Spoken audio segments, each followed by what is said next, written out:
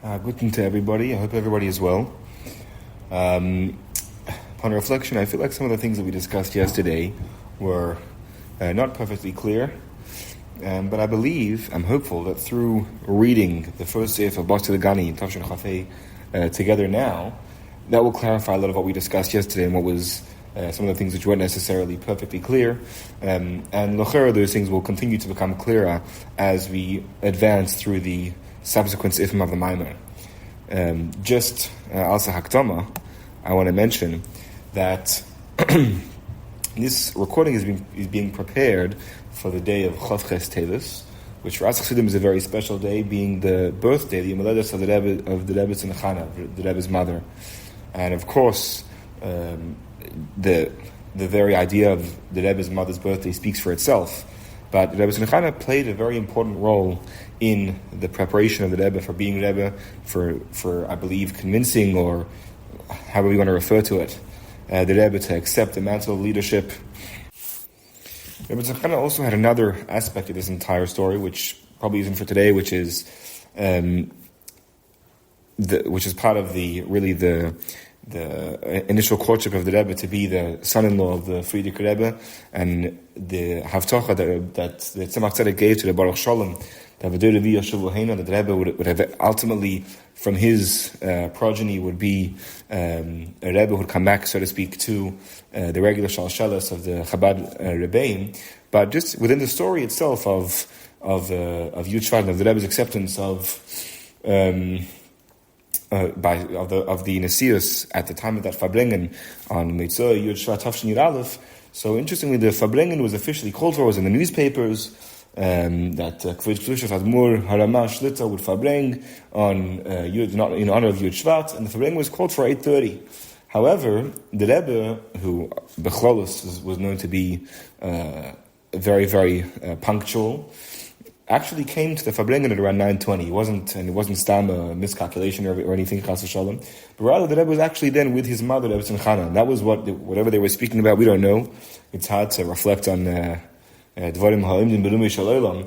But perhaps she was transmitting messages to him from a Bleivik or other things. But the truth of the matter is, Rebbe Simchana plays a very important role in the Rebbe's Kabbalah Sanasius, and her Yom Holedes being in such close proximity gives us a chance to really shed light on her role that she played. So may our mentioning of her be as chus for us. And now let's go into the Maamar Basi Legani inside. Basi Legani Achosi Kala, I've come to my garden, Achosi Kala, my sister and bride.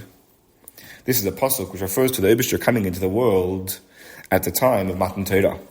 Maybe Baal Ha'ilul Maamar HaMedrash, the Friedrich Rebbe brings the Maamar of the Medrash, Legani Lignuni, when you say to my garden, I mean to my palace, or to my bridal chamber, the place where I was fundamentally at first.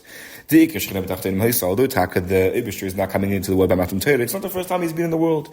The Eibishter was in the world in the fullest sense of the word. The Eibishter was in this world before the Cheder Tadas. However, for whatever reason, as we're going to explain, the Shechina was nostalgic from the world. Afterwards, through man, or Adam himself, through the Cheder Tadas, achieved or caused that the Shechina should depart from this world and go up to the first Rakia. Excuse me. And after in the subsequent generations, where they transgressed the commands of Hashem, the Shechina continued departing further and further away from this world, from the first to the second and to the third, all the way until the seventh Rakia. But afterwards, Tzadikim came, the fathers of the world, and they brought the Shechina down from the seventh Rakia all the way back down into this world, to the seventh, which was Moshe Rabbeinu, and all sevens are beloved, and brought the Shechina back down into this world, b'shas Matan Torah. This was the original Kavanah. The Shechina should return to be in this lowest of worlds, the place where the Shechina was fundamentally and be'ikr, mainly at first, in the beginning of the creation. V'zehu, and this process, the combination of this process is mashakosov, is that which the pasuk says, that tzaddikim, the pasuk says, Yirushu Aretz, tzaddikim inherit Aretz, which is the Gan Eden, v'yishkenu l'adelacha, they make dwell on it forever. What is the inyan? What is the purpose? What is the role? What is the avodah of tzaddikim is? And who is tzaddikim? All the Yidden who are all tzaddikim.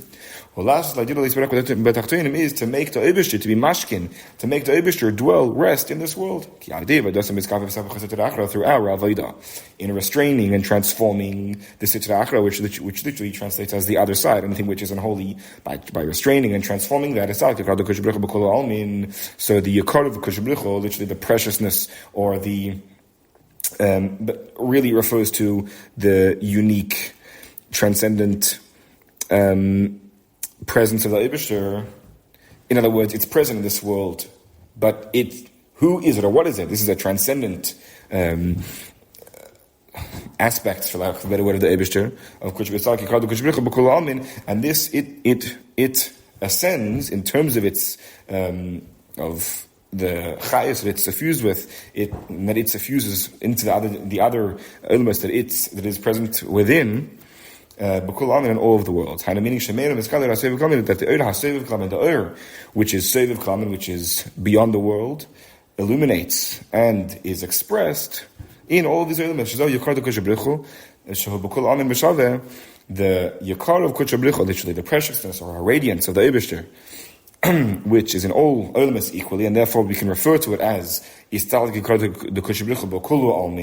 because through this one avoid, or these two avodas of Iskafia and Ishapcha, we achieve simultaneously or concurrently the same in all of the elements. So we must be referring to something which is present in all the elements, i.e. the in other words, the expression of the Eibishter as he is within this world, but beyond the world. Or an otherworldly expression of the Eibishter, shall we say, not otherworldly in that which is limited to another world. But the point is that it's something which is beyond this world, but it is an expression of some sort within this world.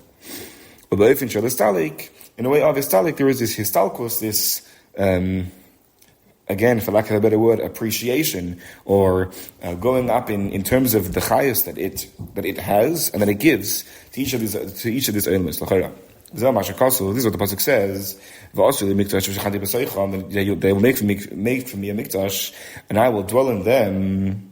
Meaning, the simple meaning is, what is b'seicham? The various different batei mikdash that were made. There's the mishkan, if it's the b'sei mikdash rishon, if it's mikdash sheni. The Eibishter will dwell in them. However, within them, within every single one of the Eden, that they are those shemashkinim, and they draw down and they make the Eibishter dwell. They make the Eibishter's presence dwell down here. This is the idea of making la'ad dwell down here in this world, or making the Eibishter should dwell la'ad here for this world. The various different interpretations of those words. Mamshich Lavar, he carries on to explain Sheikir HaAvodah, the Mishkan HaMikdash. What's the primary Avodah in the Mishkan HaMikdash? Of course, the purpose of Mishkan HaMikdash, of Asli Mikdash, is in order to achieve V'shachanti B'seicham. So what is the primary Avodah? And that'll help us with understanding how we should achieve the same V'shachanti B'seicham we're trying to achieve within every single Yid. This is the idea of, this is the service of the Karbonis and the Ketores. What is the meaning behind the Karbonis, or what is the achievement of the Karbonis and the Ketores? Who Kamamer is, as is explained, or as is said in Zohar, Raza the Kurbana, that the inner dimension, the innermost meaning of the Avodah of Karbonis and the Hisayrus that it triggers Lamaila, the arousal that it triggers Lamaila, oil that is sent so high, until the innermost level within Ein Sof itself. In other words, it goes to the highest of the high. Afterwards, as a result of the Karban and the unique achievement that the Karban achieves, all the way up to Rosa Dein Sof, after this, is achieved the concept of Nachas Ruach Lafanai, that it was Nachas Ruach before me, says the Eibishter, Shamarti, that I said, the Nasr Tzine, my Ratzin was carried out, or maybe even my Ratzin was made, as the many interpretations of this, or these words. Which this is the idea of the Hamshach Lamata, the Hamshach down here. the resulting hamshacha, the reciprocal hamshacha down here, as a result of the avodah and the yisodus of the Eden, bringing up the carbon and the ketores lamata. This is also that which the Mishkan was from Ati Shittim, literally acacia wood. As the pasuk says, that the Kroshim, the beams of the Mishkan, was made dafka from Ati Shittim, standing up Ati Shittim. Right, these are the trees that Yaakov Avinu planted on his way down to Mitzrayim, which for the Eden heralded so much hope. With the understanding that there was a time that they would leave Mitzrayim, of course, and build a Mishkan and Mishkan and Machon Yisbarich. And here we have that it was Tavka Asi Shittim that was used for the building of for the Krashim specifically, as a material for the Krashim, because Ki Shittim or Miloshin Shtus Shittim. This word Shittim is Miloshin Shtus, which means folly or foolishness, or that which is like unreasonable dogma, unreasonable. The axioms of the world. We have to transform that which is shittim or shtus of Welt, that which is the unreasonable and assumed, presupposed dogmas of the world. Instead, make from this the same process Kroshim la Mishkan beams for the Mishkan. As is emphasized also by the word keresh itself, that the word keresh the letters of the word keresh can be rearranged to spell the word sheker, the falsehood of the world.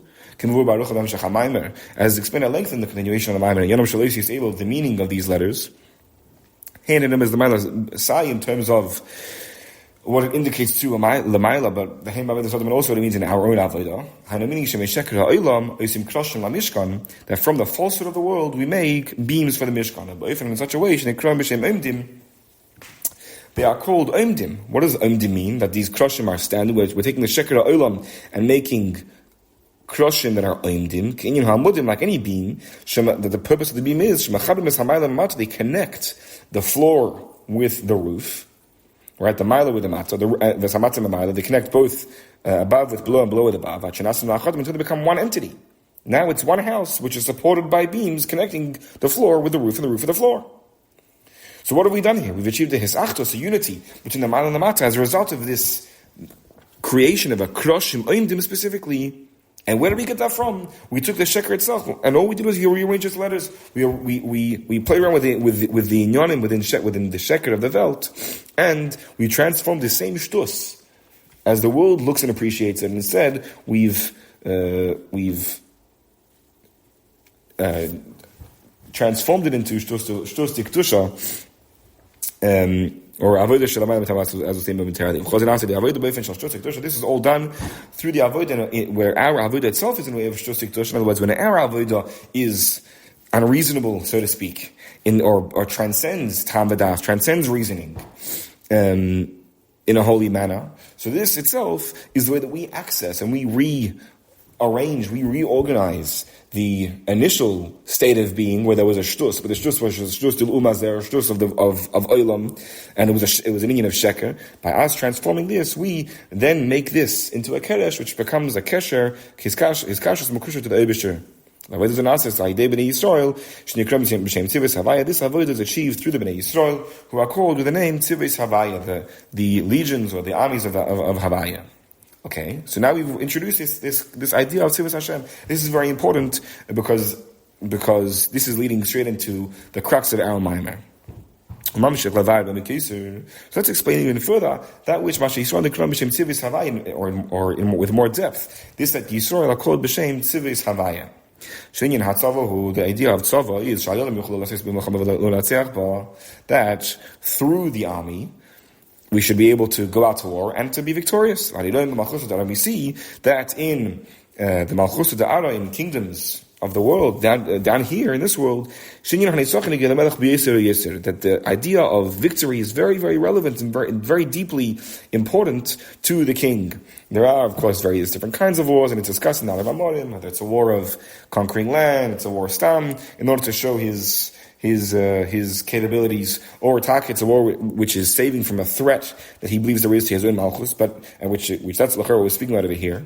But coming back to the main and most important point here, which is that what happens is that it's so noigea. The victory in this war is so noigea to the Melech. V'at the extent shakol ha'itros, all of the treasuries. Hein masha'atzar ba'atzmo, inside that which he accrued himself. Hein masha'atzar ba'atzmo, and everything that which his fathers have accumulated, his predecessors have accumulated. They're so precious that forget about using them. You never even see them. No one is showing them. Of course, you don't use them. In order to be victorious in this war, he opens up his treasury and he splurges them. He gives them to the generals. For whom?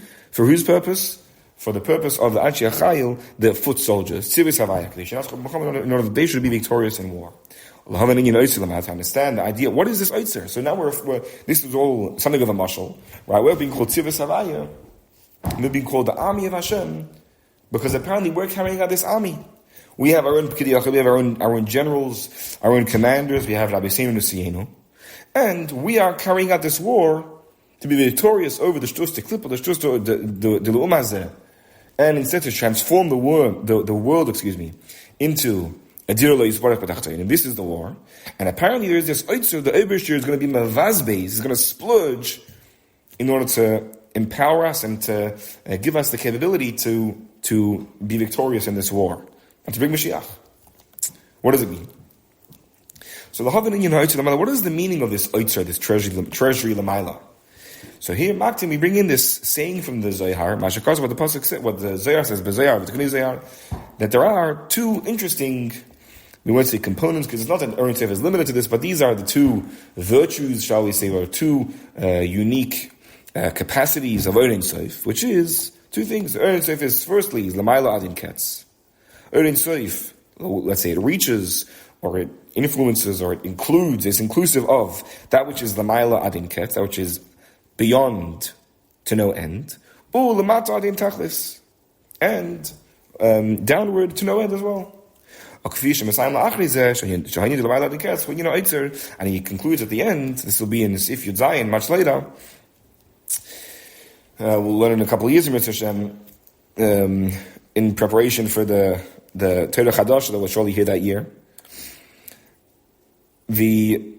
We're Messiah that the Inyan of the Maila Adin Ketz, this idea of the Maila Adin Ketz, we're starting to explain this year and this if who Inyan Ha'Oitzer. This is the treasury that the Eibusher is giving us. So this is the culmination of the entire Hemshech of Basi Legani is here in order to explain us just what we have, what do we have, what have we been equipped with in order to get us over the line and to bring Mashiach.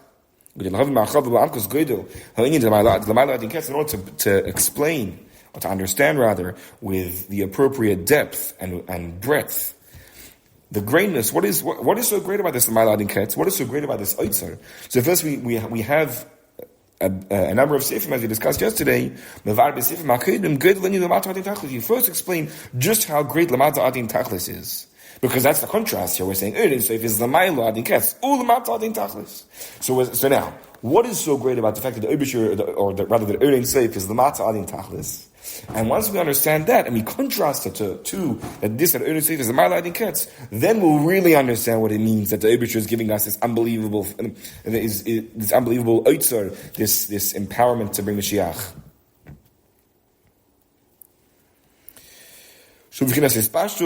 Now, what does it mean that the Erin Seif is the Matzah Adin Tachlis that we've explained in the previous Seifim? This is, as soon as you say the word Lamatzah, of course, in our jargon, we're familiar with using the words L'Maila to refer to Eibusher. We say Shamayim is Zuchnius and Aretz is Gashmius. But really, why Taka do we refer to anything spiritual as high? In terms of height, spirituality is no higher than anything else. Everything, it's present everywhere equally. But rather, the point is that it's beyond our reach. And as soon as we say the word Lamata, we refer to the spreading and reaching of that which is spiritual into that which is corporeal and mundane and physical, this physical world. That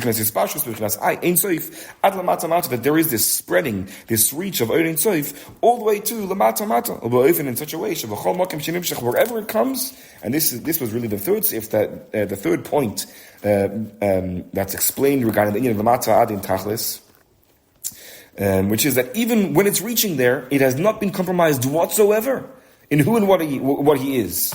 He remains in a way of Ein Sof. This shows just how great this inyan of Ein Sof is. And Ein Sof can be lamata mata adin tachlis. Of course, bichlal. 1 second. Let's back up for a second. Bichlal refer to higher and lower. So anytime we refer to anything which is high, we explained already. This means beyond. This means more spiritual. This means more ruchni and less involved in Welt. But what is Welt? Welt is the introduction of Yeshus, and really the Olamus are really a 4-step process where we go from Bittul or from Ayin to Yesh. Right? What does this mean? Therefore, this means that as soon as we say the word Lamaila or higher, we're referencing a place. What does that mean that it's higher? In was besteht, in what is expressed that it's higher, nothing more than the fact that there resonates a greater and deeper quantitative and qualitative bittul to the Eibishter.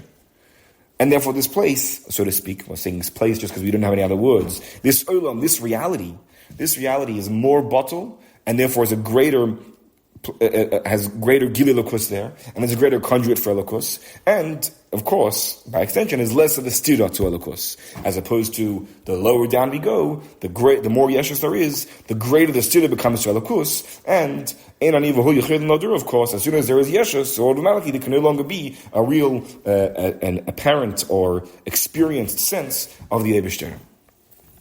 So that is the and after we explain this inyan of Ein Sof being lemata adin tachlis, which means that notwithstanding the fact that it's Ein Sof, it can Ein Sof reaches lemata adin tachlis all the way to the klippos which exist within this world. Olam hazeh hakashmi, hatachtin shin tachtin lemata memena. Ein Sof can reach all the way down there, and nevertheless is not compromised in any which way whatsoever in terms of the truth of Ein Sof as Ein Sof is. After explaining just how great that the very thought of such an idea is, now he starts to explain the Ma'ala Adin Ketz, showing you now the Yossi which is even greater, emphasize even greater virtue, so to speak, within the context of Ein Sof than the fact that it's the Mata Adin Tachlis. And after the Messiah, this is the idea of the Oitzer of the treasury. Even this inyan itself, even this treasury, even this inyan of the Ma'ala Adin Ketz, that too is given to the Anshe Yatzava. And we're not just time, we've laid out Nesina, not just time giving it to them and have some fun. We're splurging it on you. We're giving you everything we've got. From this is often understood. Just how Negeya is bringing Mashiach to the Eibishter Alein. And the Eibishter is going to be Mevazbi, is Eitzroi Sov, which is unfathomable. Even just the idea of such an Eitzer is unfathomable, let alone using it, let alone even seeing it, let alone using it, let alone being mevazbizet on stam chayil. And yet this is what the Eibishter is doing. The Eibishter is going to splurge this great Eitzer in order for us to get it to bring the world over the line, bring Mashiach. Shortly before tomorrow's recording, we'll be able to hear the Maamar from Per Kodshe of the Rebbe Alein, and wishing everybody a very good day, and looking forward to Mitzvah Hashem. That if Chas Hashalom, looking forward to seeing everybody first in Yerushalayim. If Chas Hashalom not, then we will Mr. Hashem start with Sif Beis tomorrow. Good morning and a good night to the Brotherhood. Apologies for the delay in recording this. Let's go through Sif Beis together in Mr. Hashem today, which basically lays down the foundation for the entire point of the Maamar, the point that we're building to, which is to recognize and understand the Maila of Lamaila Adin Ketz, in contrast to Lamata Mata Adin Tachlis. And in order to do this, we're actually going to contrast them. As discussed previously, the reason why in Basi Legani we first spend time understanding properly Lamata Mata Adin Tachlis is because once we understand the hafla, the wondrousness, the beauty in this, that the Eibishter Ein Sof Alein is lemata mata and reaches the mata adin tachlis. So then, when we explain it afterwards, the Ma'ala Adin Ketz, we'll understand just how deep and just how profound the Oitzer Ha'elyin that the Eibishter gives us in order to, and with which he empowers us to bring the Geula, what that actually means, and and how it can and should be impacting our lives. And just to realize it is incredibly empowering. Once we take a connect to it, then it's a whole different ballgame. So in order to understand this, we're going to make a contrast and a correlation here. And that's where the Maamar first starts. Now, I just want to point out that there will be throughout the Maamar quotations of the Maamar from the Frierdiker Rebbe. The Rebbe, the reason why the Rebbe is bringing in these specific quotations is in order to go and explain them. So as we read these quotations, we'll read and translate B'chlolos. We'll explain some of the terms, but we're not necessarily going to explain the point that the Frierdiker Rebbe is building to. Rather, we'll use the Rebbe's Maamar as our medium with which to understand the Vart of the Frierdiker Rebbe. So you'll see that as we'll open and close each quote. So we'll take note of them. But that's going to be, even if in those initial words, initial lines, you may feel like the point isn't perfectly understood. We'll go through Mitzvah Hashem, the Vart of the Rebbe, and then we'll understand what the Frierdiker Rebbe is referencing with these lines, which is the way that the Maamar is built. B'chlolos, this is how the Maamarim are built throughout the first 20 years, the first round of going through Basi Legani, is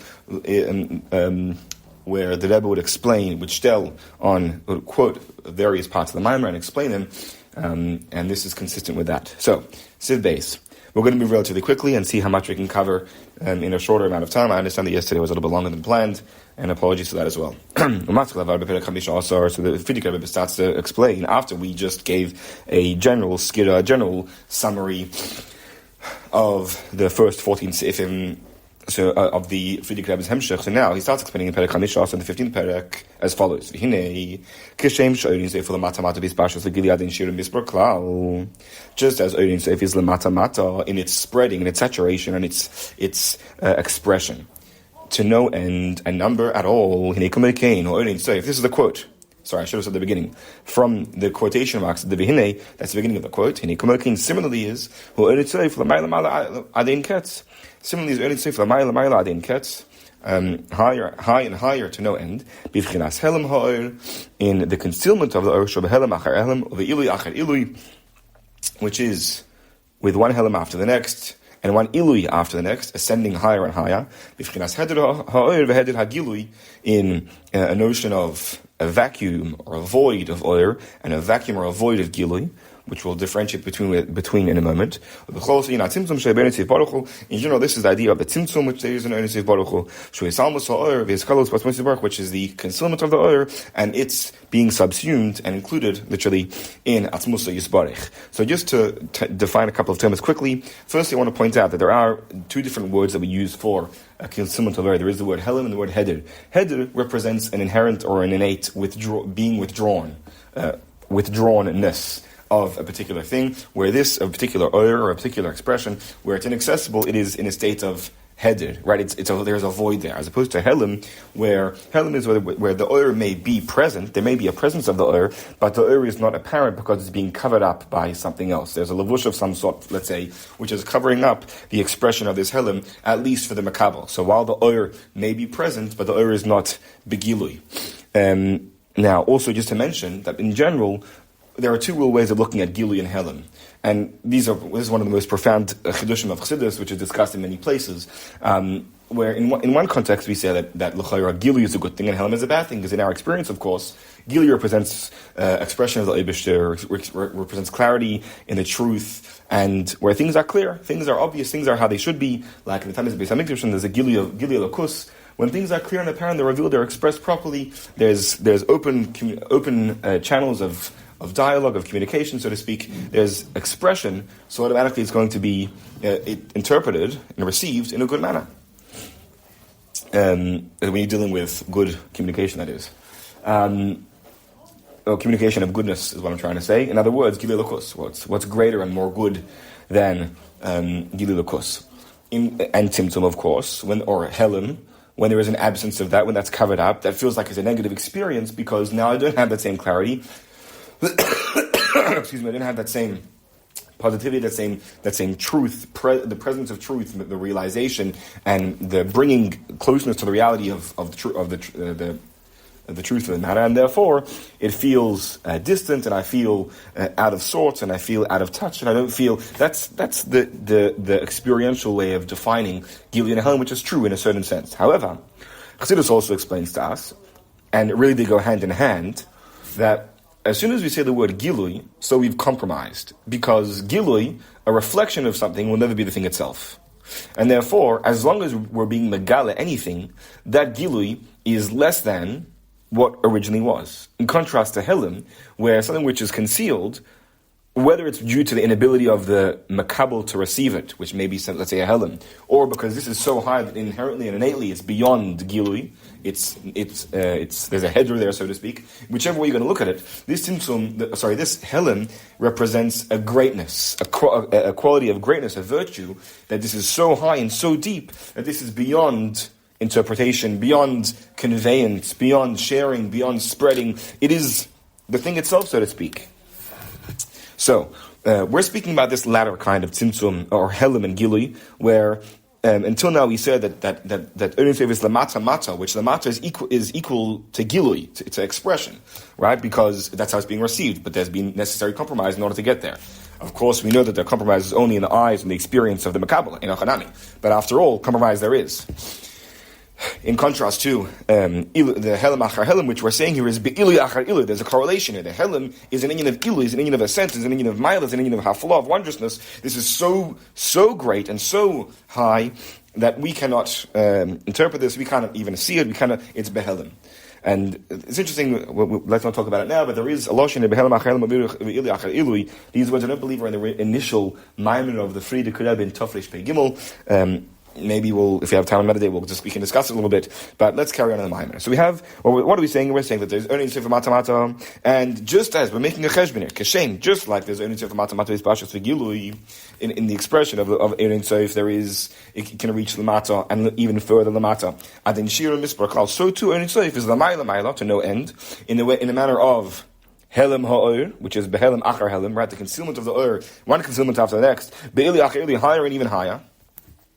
A vacuum, in a notion, in a way of, to the extent of, in other words, inherent and innate vacuum of oir, or a void of gilui, right? And again, by the way, oir and gilui correspond to those two things again, where the oir can be present, but not nisgala, while gilui is where it is readily interpretable and accessible to the makabel. In general, this is the tzimtzum, which was in the Erein Baruch Hu, which is the concealment of the Erev Yisrael, its inclusion and being subsumed in Atzmos Yisbarach. Now, so let's start off with the Rebbe's way of explaining these lines of the Friedrich Rebbe. So, Bishlama. I understand what's so great about saying regarding Erein Seif that he can even reach the Mata Din Tachlis. Of course, Erein Seif is beyond the world, is Lifnei HaTimtzum. That's where the reality of Erein Seif dominates and rules, right? When there's no notion of Timtzum that kind of does a little switch that empowers and gives primacy to the Koyach HaGvul, which we can't go into this second. The Koyach HaGvul, this is the process of Tzimtzum. And before the Tzimtzum, there was the Koyach HaGvul, which dominated the Koyach HaGvul of Erein Seif, and post-Tzimtzum, there was the Koyach HaGvul, which dominates. Since, of course, Erein Seif is as it is before the Tzimtzum,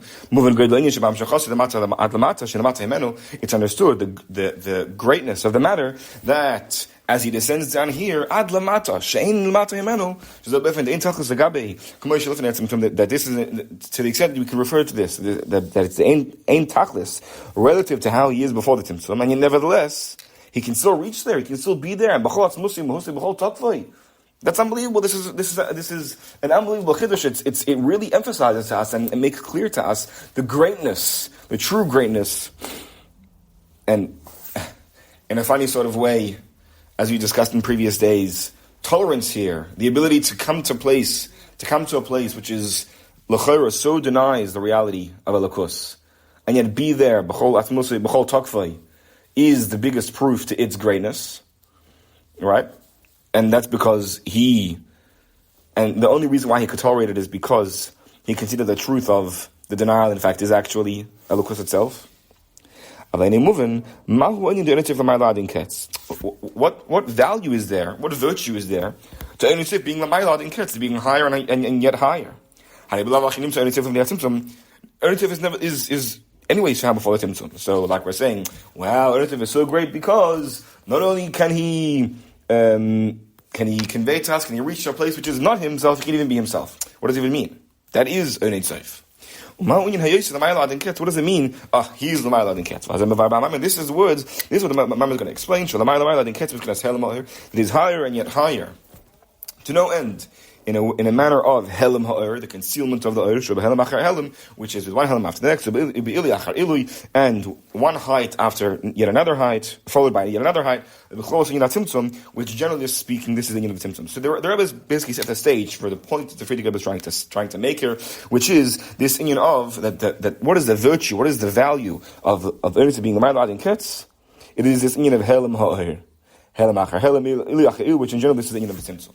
And now we're going to, with the following two paragraphs, the paragraph of the Torah Baal Shem Tov, and then on Torah Samad, we're going to lay down the three cornerstones, the three foundations for the Ma'ila, the value of Tzimtzum, the value of Helam, and how ultimately we're going to build up to a place where the Ata, the Ata that's found in Helam is even greater than the Ata found in Gili. That's what we're going to build to. And to set the stage, we need to have these two foundational Torahs from the Baal Shem Tov and the Magid, which are very necessary for understanding of here. When you like because Hashem Tov, right, to explain to us about Shem Tov, in Kes Shem Tov, it's explained on the pasuk of Bereshis where the Kim Es. The word says, the Torah says Bereshis, v'targum Yerushalmi is b'chokhmah. Bereshis is translated in the Targum Yerushalmi as b'chokhmah. Shahu ois aleph. This is the letter aleph, chokhmah. Which literally means I will teach you chokhmah. But here we're creating a correlation between a connection between the letter aleph and inyan of chokhmah. Even it's atif boy. Now, the Borei, the Creator, enwrapped himself in B'soich Eis Aleph, within this letter Aleph. And he created Oyer from Eis Aleph. And this is the luminescence, this is the radiance. This is the reflection of, or within Atzilus. Wearing Eis Aleph already, so to speak. He was Nisatif B'Eis Beis. Or with his Ois Aleph, so to speak, he put on his base. The Borei, the Mabriya created the Mabriya. Afterwards, there was a further Helam, a further concealment, a further Lavush, which was the letter Gimel, and from which, or with which, Elamis, Lamatam, Elam Mabriya were created. Out of the way until she's Nisatif Ba'is Tov, till he's Nisatif in the final letter of Aleph base, the Is Tov, or Borei Elamis, created the lowest world, the lower worlds, or the lowest world, I should say. Excuse me. This is what the pasuk means when it says Bereish B'Rei Kimes. This is the inner meaning. Here we have Aleph Tov, S, the word S. Bereish is B'Rei Kimes. The word S includes all of the 22 letters of the Aleph base. Bereish is B'Rei Kim. S Hashamayim. That Elikim created. Bereishis. S, in other words, by putting on in other words, dressing himself one after the next in each of the letters of the Aleph base. And what was inside? What was contained within the Aleph base? Hashamayim, Nikra Shamayim, right? S Hashamayim. S, which was clothing Shamayim, Ruchniusa Yisparich. That the Eibishter was clothed himself in these 22 letters, and with that he created Es HaAretz. So which Aretz refers to all the corporeal world, so Aretz, the mundane world, the matter, physical matter, the Dal base, Levushim, and Alpha Tov, which includes all 400 clothes, I should say, from Aleph and the Tov, Eretz Tachtis, Shein Lamatam, which is the lowest world, created by the letter Tov, where there's nothing lower than it. And afterwards, now, so here we're still working within Elokus, within Kedusha, I should say. However, afterwards, this wasn't enough. There's going to be even further halamas. The Eibishter came back, literally, and he was further concealed in many coverings and shells. The in which these are, I guess, Bechlalos, 4 levels, Toyu, Vavoyu, V'cheshech Otahim. which is the subsequent pasuk.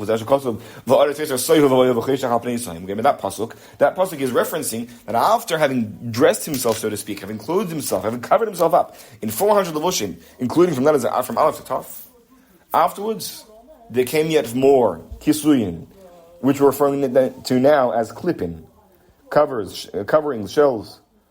And the names of these are Toil, Boyo, Choshech, and Zohim. How was this all done? It was done through Shem Elikim. Bereshis Bara Elikim. Right? So in other words, with the Aleph, and with all the Aleph base, Elikim, Shonyan Gvur Vatimtzum, created, again, by being Nesate, by enwrapping Shamayim, Ruchnu Yossi Yisparech, inside these 400 letters, Aleph until Taf. With this, he creates Esaretz. And we then move from them is verstanden, there is any safe as it is begilui before the Tzimtzum. Maybe as explained later in the Maamer, there was a supernal plain and okay, for lack of a better word, just say plain, filling which are the old Metzias. Afterwards in his Tzamtzim and his Slavish become Levushin canal. The Frierdiker is going to show, the Rebbe will show, and these words of the Frierdiker Rebbe as well, a little bit later in the Maamer. And afterwards, it was Nitzamtim and Islabish Or become Levushin Canal. The Or was further clothed in these Levushin. Right. So again, originally there was an Or Elyon Pasha. There was this supernal and primal Or Pashut, entirely uncomplicated, simple, plain, literally. The point is, it wasn't a composition, it wasn't comprised, but rather it was the Ur Elyon, as the Ur Elyon is for himself, and Mother's composition, and that was fitting all of Matthias. And after those, in his Tzamshim and his Slavish, and there were many Levushin that covered up this relation. One after the next, meaning, there are two manners of this Helam and Ili here. There is Hedid Ha'or, Hedid Ha'gilui. Hedid Ur, as we discussed earlier, that he removes the Ur on the side. That's the vacuum. In other words, there isn't even Ur. There's absence of Ur. The Ur is withdrawn. The Hedid Agili Hanu, even when there is presence of Ur, and as it's in such a way that the Ur is not expressed, it's not tangible, it's not interpretable or relatable. It cannot be received. Because of this covering, because of this Helam. So this is Hedid Or and Hedid Agili. There are these two points. And we explain the idea of the Ma'alad, just as he explained earlier regarding the Ma'alad. So just to stay on this for one moment, there are three major points that we need to discuss, which correspond to the three major points of the Ma'alad Adin Tachlis. The three major points we're discussing in the Ma'alad Adin Ketz are: number one, that there are not just one. Just like we say Lamata Adin Tachlis, right? There's one, it goes further and further and further still. So there, no matter how low we go, Erin Seif is still there. And not just that, but it's Erin Seif Alein who's there. It's not just Stam Agili where the Erin Seif has been nostalgic and there isn't Erin Seif. No, there is presence of Erin Seif there. That's the Vart of Lamata, the first 2 points of Lamata Adin Tachlis is that there are many different gradations, many different levels of these halamis, and that these halamis themselves, within them is found Erin Seif Alein. Here we said exactly the same thing, but literally the inverse. We're speaking about Helam Achar Helam and Ilui Achar Ilui, and we're saying that there are many, many levels here. There are many halamis.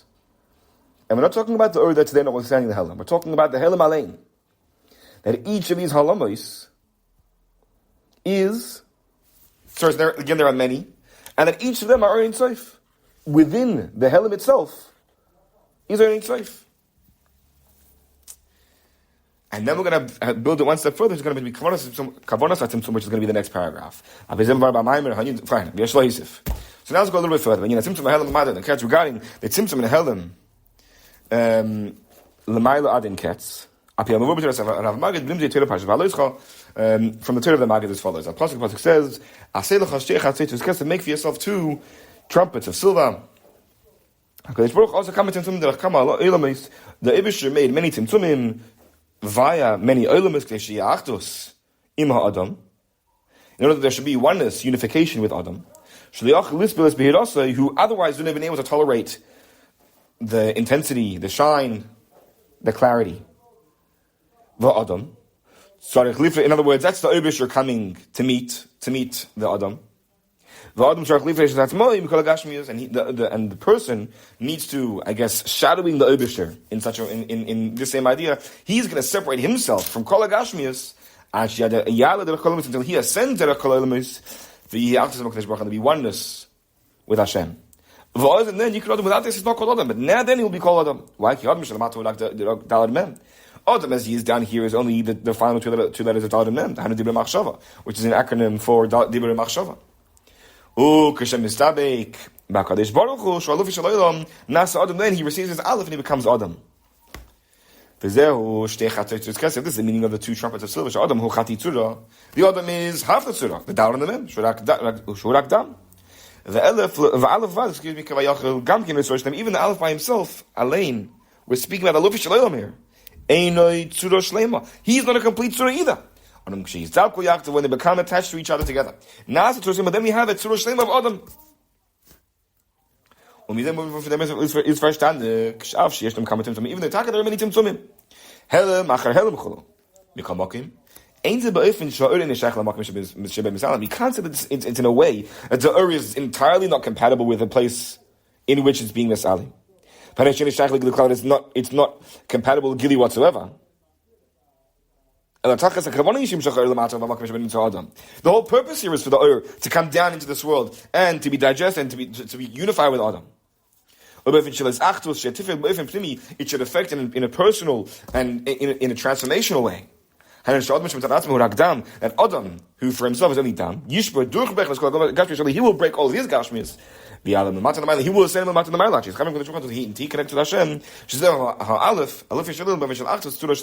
Where there is Achtas. And this point of the Magid is the final point, the third cornerstone of our beard, because here we've explained that there is Tzimtzum B'Shvil HaGilui, and therefore Tzimtzum ultimately can never be really denying the notion of Or. Even the notion of Gilui is impossible to be denied by Tzimtzum, because this is who Tzimtzum is. Tzimtzum is all about Gilui. And we have to explain, therefore, how based on this, we're going to take this a step forward and say that the Ata, the Ochin Ata Kil Mistata, the Ata was Gufin sich in Helem, in Lamai Lamai, I think it's Helem Achar Helem Achar, that Ata, that presence of Ata is even greater, is even more powerful, is even more, for lack of a word, virtuous, is of even greater value than that of what is found within the Mata Adin Tachlis. Have a beautiful day, and we were looking forward to Seif Gimel Emir Hashem to be done tomorrow.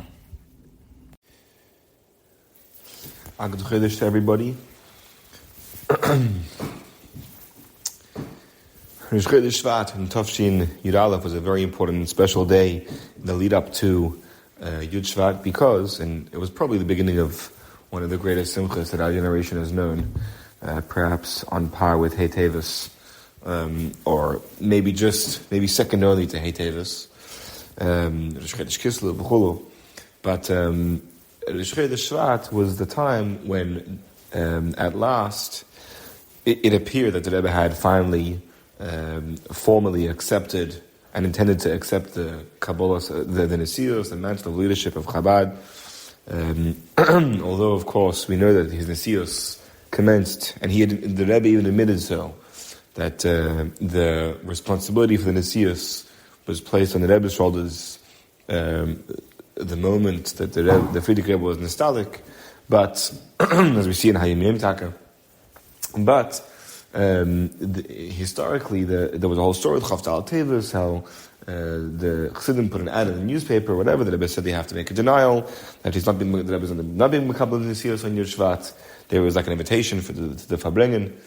Lepoil, the Rebbe eventually said they don't have to put in Hakasha, and the Chodesh Shvat already Merkez, in other words, Rabbi Chadakov, based on the request of the Rebbe, was already putting in the newspapers ads Mitam Merkez, inviting people to the Fabrengen of Chak Admur Harama Shlita for the following Yud Shvat. So Rosh Chodesh Shvat Halein is a very special day in the lead up to Yud Shvat. And we can only imagine what the Chassidim would have been going through in that time, the uncertainty, leading up to them. And then finally, the Simcha, when they saw that the Rebbe was formally going to accept it. Just to make note, I'm speaking with the Anash of Sydney, So I understand that yesterday was probably a difficult day for many of us, and if not for us, for our spouses, for our children, or even concerned for our children. And I'm not there that I can give any sort of real support. But even just a bracha from your not so far away neighbor down here in Melbourne, right? David HaMelech tells us that Avaya Oiz La'ama Yitain, the Eibusher should give us Oiz.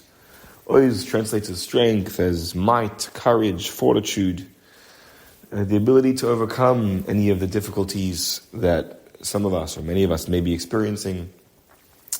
And of course, Ein Oiz Ela Torah, that the true Oiz is Torah, and Ein Umasinu Umma Ela B'Torah. We are a nation by definition. Our sense of security comes only from the Eibusher anyway. And it only ever came from the Eibusher, and that remains true, notwithstanding the various different anxiety-invoking events and incidents happening over there. And we should be zeichet through Havaya Oiz La'amitin, the Eibusher giving us our fortitude, and us realizing that our fortitude taka comes through Torah, and learning Torah, being involved in Torah, that Hashem Yivarech Chachamim V'Shalom, the Eibusher and Zalad Benshin with real emes Shalom in our homes, Shalom in the streets, in our cities, and Shalom in Eretz Yisrael take from Yad. Let's jump straight into Seif Gimel.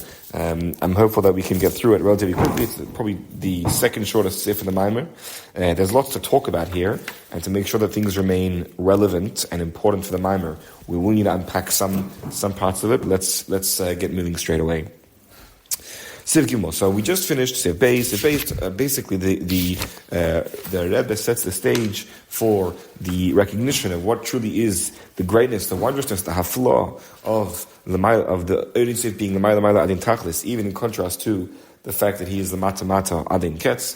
And we pointed out three things in contrast to the two of the Mata Adin Ketz. Both of them, there are many, many different levels. In other words, within the Mata Adin Ketz, there are various levels of Mata. As we explained, there are 400 different the truth is that's more than a get to the Ma'ila Adin Tachlis. Which is regarding the Mata Adin Ketz, there are never ending, or there are ending tzimtzumim, and yet nevertheless, as we've discussed in the previous seifim, there is Gilui Elokus in the world, and that Gilui Elokus is in fact on each level. In each level of Mata, there remains Gilui Elokus, and this Gilui Elokus is Taka Orein Seif and Orein Seif B'chol Tokvoi. However, it does not have the Maila of Helim. Apparently, Helim is a greater Gilui than Gilui itself. What does that mean? So we started that discussion by explaining that the purpose, the Kavalas of Tzimtzum, is B'shvil HaGilui, and therefore really within the Tzimtzum, within the fabric of the Tzimtzum itself, is Inyan HaGilui. We explained how, and really there are two parts to it. There's the fact that Mitzadecha, the Adam is not complete without it, and that without Tzimtzum, and therefore because as a result of it, he can become one with the Aluf Shalom, but also, in a certain sense, the Aluf Shalom also remains nothing but Aleph and not Adam, without coming together with the Dam that Adam brings to the picture, that us humans bring to the picture. And therefore, there is a kavana here of Achtos, of his Achtos with between Ma'ila and Mata, that is the purpose of the Inyan Tzimtzum. Now, we're going to carry on. Seif Gimel is going to be the Torah of the Alter Rebbe. We're going to it gets a little bit sticky and deep because we're going to discuss some very deep ideas. Let's at least try to make sure that the flow is clear inside. The Maamer continues. This is the Maamer for the Rebbe. Open quote. Before the Tzimtzum, there was Orein Seif in expressed and revealed way. Telling that before the emanation of emanations, there was an uncomplicated, unsophisticated, plain Oir Elyon, a supernal Oir that filled the entirety of Metzius. This Orein Seif was Nisalim. Now, I would go into the Tzimtzum, but because we're going to discuss it now, let's see it inside, and whatever is missing, hopefully we can include afterwards. So we then move on in Yosef, from this understood an additional point here, which is, that Tzimtzum,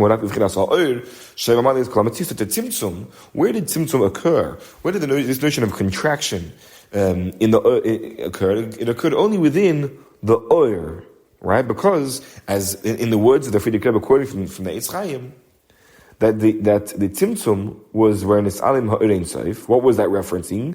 It was referencing the Oir Elyon Pashut that was Mamalis Kol HaMetzios. And what is Mamalis Kol HaMetzios? Well, only Oir is. Because the whole idea of being Mamalis Metzios, or being Begilui, is to negate Helam.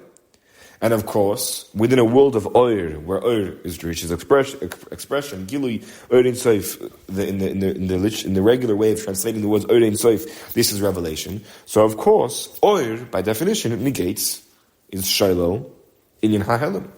And therefore, the Tak is no room for Koyach HaGvul, for a creation, for a limited creation, because there is Oir in Soif, there is never-ending or unlimited expression, revelation.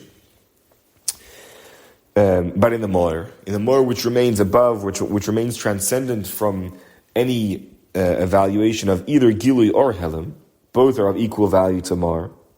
So l'chara over there, Tzimtzum cannot touch that, because the whole idea of Tzimtzum is to achieve the pushing forward, to give primacy to Koyach HaGvul, which we'll touch on in a second, but which l'chara is unnecessary, or is because it doesn't even make sense in the world of Moir. Alright, so Tzimtzum is only in the Oir, in contrast to how Oir himself is, and that's an important diok there. We're not referring just to the Moir, we're referring to Oir Sof as Oir himself is in his roots. Right? Roots is the contrast between Shoresh and Muhus. Shoresh, a root is something which is one with the actual outgrowth. Just put them in the backbone. Anyhow. So, as Uritzif is Lamaila Bisharshay, Bivchinas HaAtzmos, Shesham, which there, Leishayach Leimar Shaya Elyon Pash Demalas Kamasiyos, where it's not Shayach to say that there was an Elyon that was plain, that was filling the entire Matzios. Shesham Rakin Yinachedus over there exists or reigns only the ability, Inyan HaYechedas. As I then, Leishayach Kamin Tzimtzum, there isn't Shayach to have the idea of Tzimtzum. Right? And of course, as soon as we say that what dominates is Yechelas, so B'cholti L'Hayir, B'cholti Shalei L'Hayir. He has the ability to be mayor and the ability not to be mayor, and he's a Kel Yachil, and there's no value or preference of one over the other. So of course, Leishayach Kamin Tzimtzum. Or Kafishim V'Rabbi Nazakim Baruch B'Tera as Alter Rebbe explains at length in Terei and L'Kudetera. Tzimtzum Mokim Pani V'Chalo Hurak Bar, the idea of contracting oil, and as a result creating something of a vacuum, an empty space, for the sake of creating the world. Hurak Bar Oil, Avol B'Mar, but in the luminary, in the source of that oil, Tzimtzum is not Shayach. Meaning, when it comes to Ur, in which the notion of spreading and of sharing and of expanding and of influencing his pashtos is Shayach. Then Shayach becomes Tzimtzum. That's where you can start talking about whether we're going to retract it, we're going to pull some of that back, we're going to recuse part of its influence, part of its, and create a makim panu. This is what we say, that through the Tzimtzum Ha'or was left a makim pani v'chalo, and it remains only within the league, within the reality of Or. In the beginning, Or was beginning in such a way that it filled all the Metzios. There was no room for Metzios. Because of the intensity of the shine of the Or, the intensity of the reality that the Or conveyed, as we saw earlier at the end of Siv Beis. Now there is a makim pani v'chalo, there's an empty place. It is empty, it is void, there's a void of oir. There's no revelation, no expression, no oir. However, hamoir, even after the tzimtzum, hamoir who b'hizgalus b'chol makim, the moir, the luminary remains b'hizgalus. It's not just that it's not shaykh to Gili. The Mar remains who and how the Mar is, and who and how the Mar always was. Because a Mar is himself, being himself. So the way that a Mar navigates is his galus. He's not hiding anything. The Mar is who and how he is. as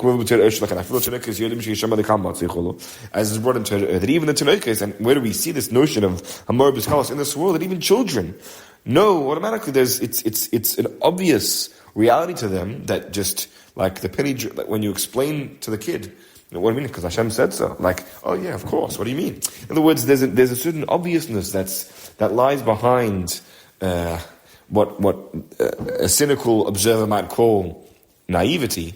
We're not talking about naivety here. There's something which is true, which is deep, which comes out automatically, even in a Tiraik.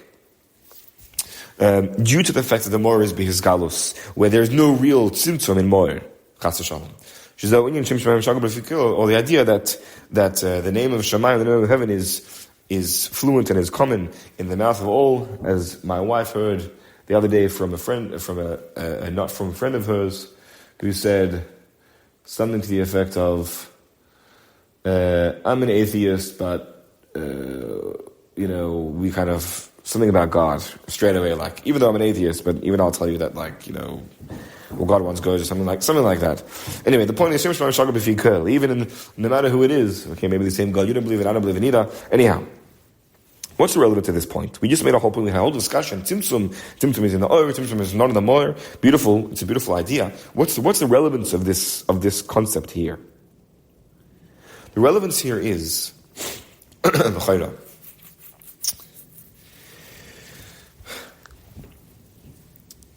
that as soon as the Shoresh of Or Ein Sof, that means the Or Ein Sof himself is shaykh to this, is Atzmos Alein, is Yechalti L'Hayr B'Chotei Shalei L'Hayr. So now, and this really introduces the idea, that Or Ein Sof himself, even as he conveys standard Or Ein Sof, not, so to speak, as he is in his Shoresh, he remains, that remains who his true identity is, who he's truly trying to convey.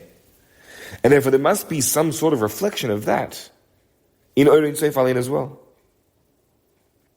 In other words, we're pushing the barriers of Or Ein Sof. Until now, so to speak, Or remains Or, not Helam. But really, in Betzim, if you go back a little bit, if you think about the whole line of the Eitz Chaim to begin with, what are we trying to say when we say that Or Ein Sof is the Ma'ila Adin Ketzim Adin Tachlis? What are we saying there? We're saying that Or has almost not Orly things about it. It, besides it being Or Ein Sof, but it has things that should not belong to Or Ein Sof, and nevertheless it has Or Ein Sof. Mata Adin Tachlis. Right? The notion of Mata should exist by Or. That within a place of Helen there should be Or B'chol Tokfai. Doesn't make any sense. This is not something which is a reminiscent, which is even like which connects to the world of Or. So as soon as you say Or is Matat in Tachlis, what are we trying to say there? That Or transcends the traditional understandings and the properties of what Or should in our minds look like. And similarly we're saying Kishain, right? So Kamai Kain, in Or L'mayla Adin Tachlis, we're similarly saying that. We're saying Helam Achar Helam. That Or is in Helam. What does that even mean? Or in Sof is Helam? That's a contradiction in terms. How do you have Or in Sof being Helam? Oh, but now we're saying that that Or in fact, Or in Sof, B'Shorshoi, as he is in Atmos, Atmos. So there, he connects with Yechilus L'Hayr, Yechilus Shalei L'Hayr. There's no primacy or preference of one over the other. So therefore, now Or in Sof has a shaykhus to Helam, and not just that, but where do we see, in a greater sense, Or Ein Sof shaykhus to Atzmos, dafke in Helam? Because as long as it's Gilui, it's just being regular Or, which is setting the stage for Ochinata Kil Mistatir, which is going to be the culmination, the Oitzer, the highest of the high, which is that Or itself carries within it, is within every single Helam. Or Ein Sof is the Helam, and this is the greatest Oitzer that Oibishik gives for us. We have a question now. Here's the problem. The problem is that as soon as we say that Or Ein Sof L'Chayra has Shaykhus to Helam, Shaykhus to Gvul, so then why do we need a Tzimtzum anymore? We don't need a Tzimtzum. Until now, it was Or Ein Sof. There was only Gilui. So now I understood I needed a Tzimtzum because I needed to get to a place of Gvul. And I would never have gotten there if I was within a world of Or Ein Sof. So that's to remove Ein Sof. But if now you're saying that Ein Sof himself has shaykhs to Yecholti Shalol Lahayir, so who do you need Tzimtzum to begin with? Relevant to the Gila of Ein Sof as it is before the Tzimtzum. Where the supernal Oir, the simple, plain, and supernal Oir, was Mamali the entire Metzios. If now we're speaking about Ein Sof, not Ein Sof that it cannot be contained. That's not the point here. We're talking about something which is truly unlimited to the extent that it's not limited to being unlimited. Right? Which is something which until now we've been ascribing to Atmos, but now we're saying that in fact Oyer carries and conveys that. Being a true Oyer, being double kinamor, being connected to its Mor, being mushrish in Atmos Alein. So it's carrying this, you hear this as well. It's in truth, Oyer Tzef Ba Mitios. You can no longer give any sort of titles or limitations. Now we must say that it has both kinds of Oyers in there. Hainu, meaning Hainu ha'oyer shenis l'makam l'metzios. Side the oyer which is n'is l'makam l'metzios, which we were trying to get through the Tzimtzum. It had both. So why then, if Ein Sof has both, do we need a Tzimtzum in order to make sure that we can be n'is l'makam l'metzios?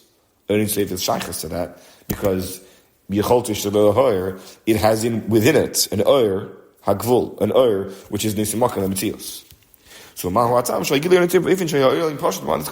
the reason that we had a Gilead in such a way that originally Ein Sof was nizgal in such a way that why should Ein Sof be nizgala originally before the Tzimtzum in a way that it was mamalis kol metzius, there wasn't any nisinus makom metzius or elements, it could have been there. And this is what the Frierdiker Rebbe's Maamer comes to continue. Excuse me, and this Maamer continues and says, "V'oyin bazeh, Yisrael Avedas Kodesh, it says in Avedas Kodesh, Ha'in Seif Baruch Hu, Keshem Sheish Tekech B'Bati Balgvul, Komek Yish Tekech B'Gvul." As we discussed until now, that within the Bad Eibush there must be, he cannot be limited to being unlimited.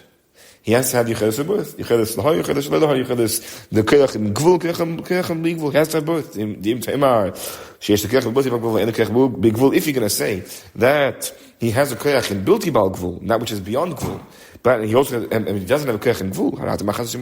Whatever milos, whatever virtue there is in limitation, in containment, he's missing.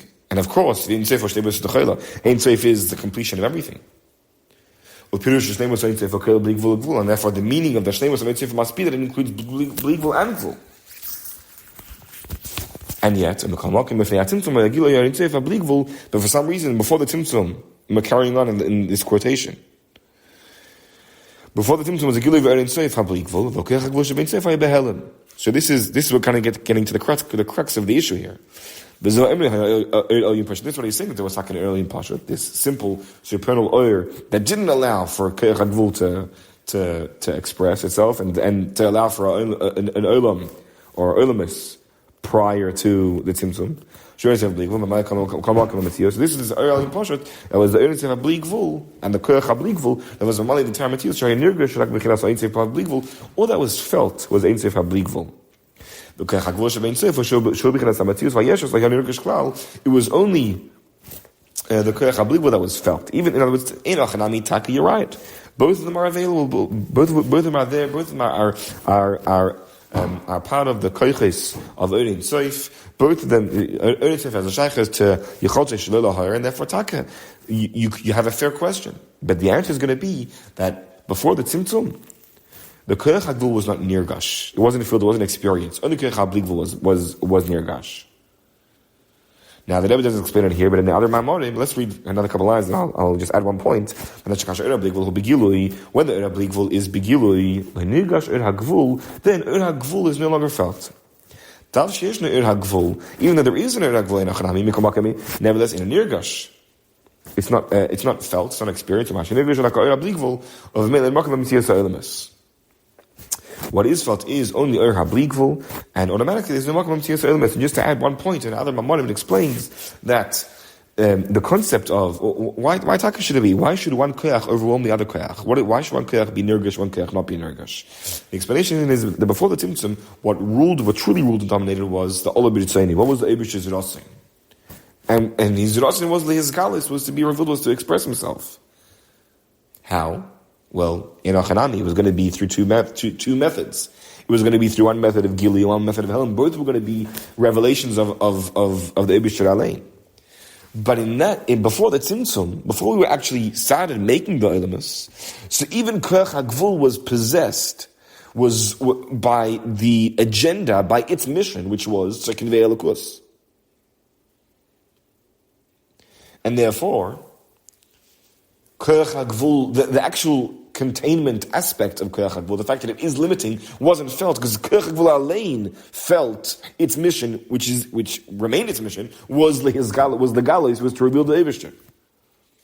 And only once we were Mesalik Koach HaBli, and the mission of Gilui was put on the side, not on the side, not on the backbone either, but it was hidden. Now we can be Margish Koach HaGvul, not just Koach HaGvul's purpose, but also Koach HaGvul's Pa'ula, what Koach HaGvul actually does, which is to contain.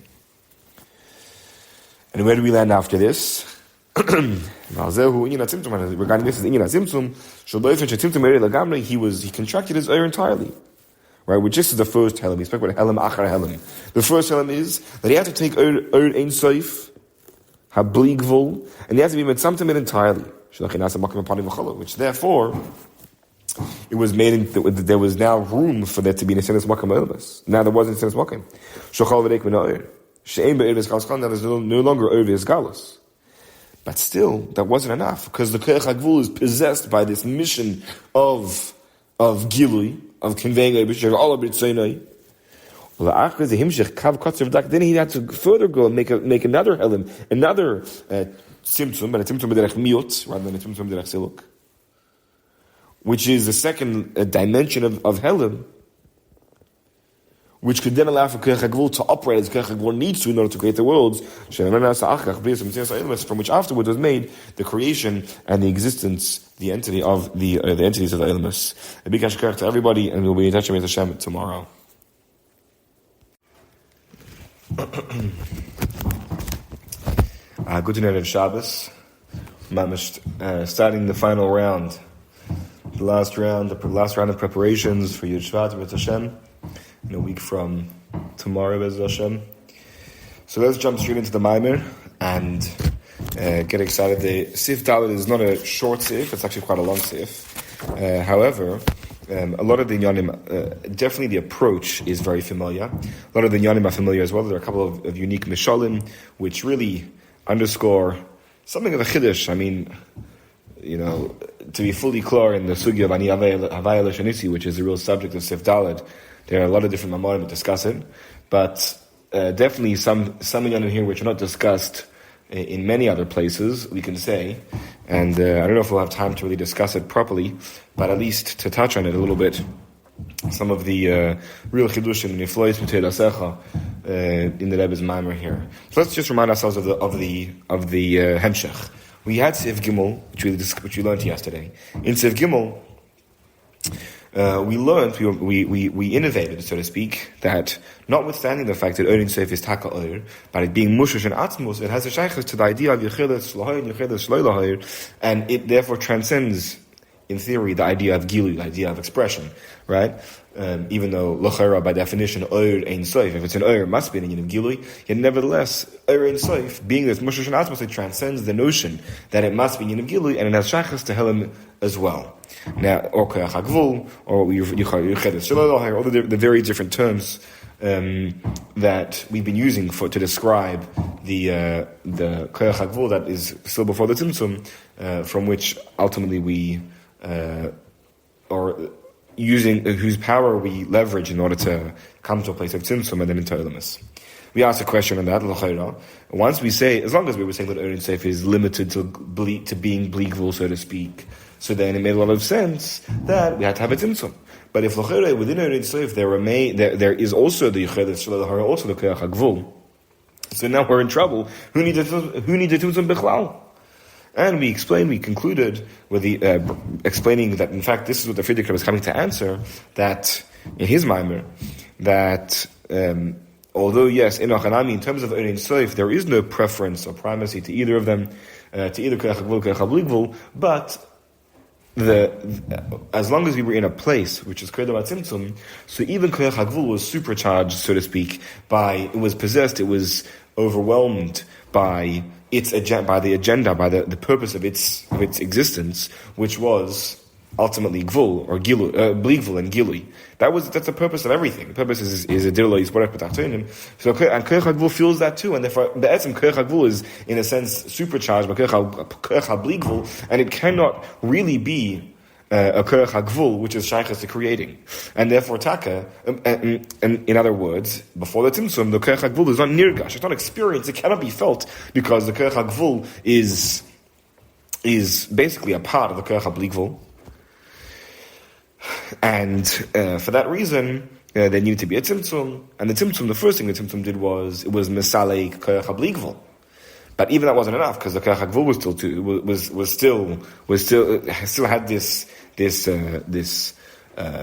connection to the agenda, the purpose of its creation. And for that, we had a further tzimtzum b'derech miut, where we were mamshech into a kav kotzer v'dak, which was able to create the world. Kol makom v'fei inyonei ukiyadua. So now into Sif Dalet, we're going to discuss, well, one second. So we've explained, and we also concluded, by the way, that once we've discussed Tzimtzum Derech Chiluk and Tzimtzum Derech Miut, now we have various different levels of halamis. Helem Achar Helem, which is the first point in the haflah of Maila Adin Ketz, corresponding to that which is the Mata Adin Tachlis, is that there are many of them. Just like the Mata Adin Tachlis, there are many Giluyim, and in all of them we said that there's Erin. So too, in the halamis, which are Maila Adin Ketz, there are similarly many halamis, and yet nevertheless within all these halamis, Gufin Zecher and Seif, but Takvai in its regular and most and in the fullest extent. So now we've explained that there are halamis. There are many halamis. And now we're going to go into the fact that nevertheless, notwithstanding the voluminous amounts of halamis there might be, but Ein Sof is gefinzich in each of these halamis b'chol takvai. This is the topic of discussion here in Sif Dalet. So let's continue on the Maimer. The Tzimtzum is only for us. It's only relative to us. Relative to Hashem, the Tzimtzum does not conceal whatsoever. And it illuminates. It shines after the Tzimtzum, just as I did before. That's the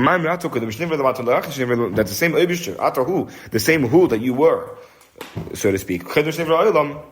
You remained after Shnei B'Ha'olam, B'Hashvah, more absolute equivalence, in terms of Master Klal, and the Tzimtzum did not conceal whatsoever. So let's explain this. The Rebbe is going to unravel this for us now. Of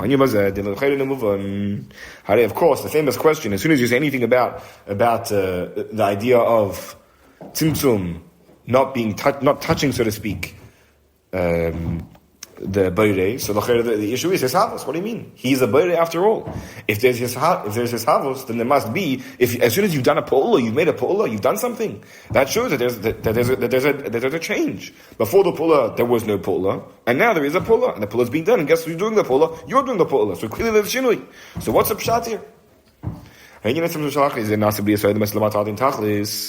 Is not understood the idea of the Tzimtzum, after which was made B'yas Ha'olam all the way into the Mata Adin Tachlis. So Shini God will be it's a very big Shini, you know.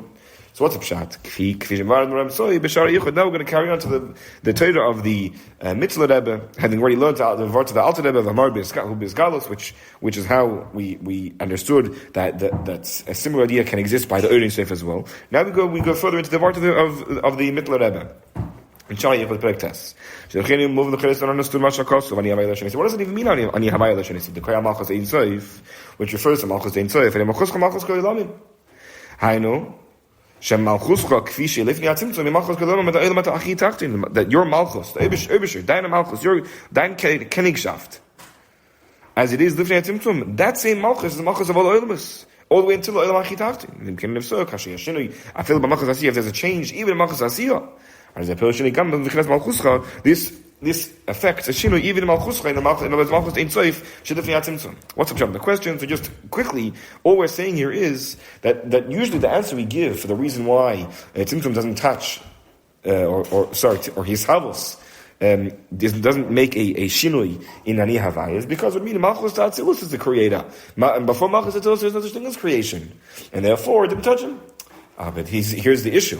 If every level of Malchus is connected to the macrocosm of Malchus that precedes it, So then ultimately, even when something happens in Malchus D'Asiyah, but this affects Malchus Ein Sof. And guess where Malchus Ein Sof is lifting out Tzimtzum. So how could it be the Taka Malchus that we're saying that Mitzad Echad, there's no, in Ein Sof, she's lifting out Tzimtzum, there's no Shinui, and at the same time, we're saying that there is a Shinui. Mavar, the Mitzvah explains there, the answer for this is the idea of the tzimtzum. If the shefa was in a manner of ilava olav cause and effect, there would need to be a change and some sort of effect or impact that tzimtzum would achieve. It wasn't in a manner of shefa, where the standard mashal of shefa is we have you pour from one cup into the next cup. So as you pour, there's now less water in the previous cup. Right, but that's not the way that we convey the idea of ha'ala. Right, as a there was nothing. It was in a manner of erviziv of ha'ala. That the difference between the two are this is also explained. The reason why we choose the nuanced terminology of oir is to negate this very idea of shefa, where there is a shinui in the mashpia.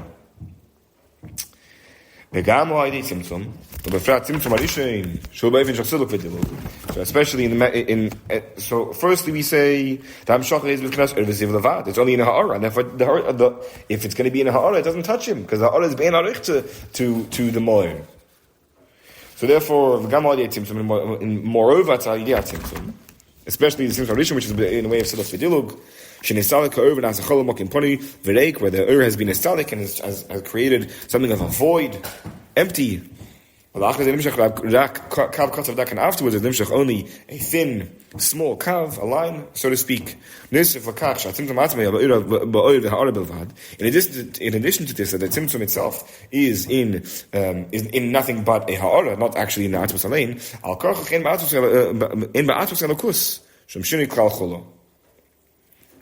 So this is going to be the first of four inyanim that we're going to explain here regarding the idea of Lo Yishanisi. We're going to see Lo Yishanisi on four different Klaus Zika Madregas. And the first is going to be in Atmos Alein. And so the first answer is going to be that Ein HaChanami, there was a Bria. But the Bria was, and Ein HaChanami, the Bria was Negia even Kedem HaTzimtzum, right? Which is where Ola B'Ritzonei to what? To have an Olam. Right? Malchus Ein Sof remains connected to Malchus Tatzilus and Malchus D'Asiyah. Every single Malchus is connected to each other. In a Chanami.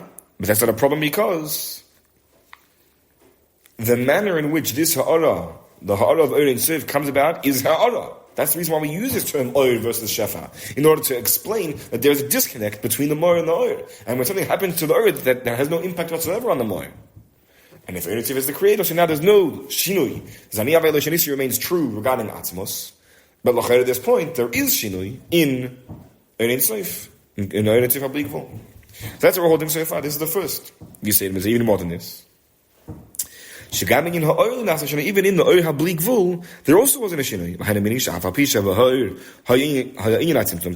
There wasn't an of tzimtzum in Oir. There's even more than this. Even the Oir which is nimshach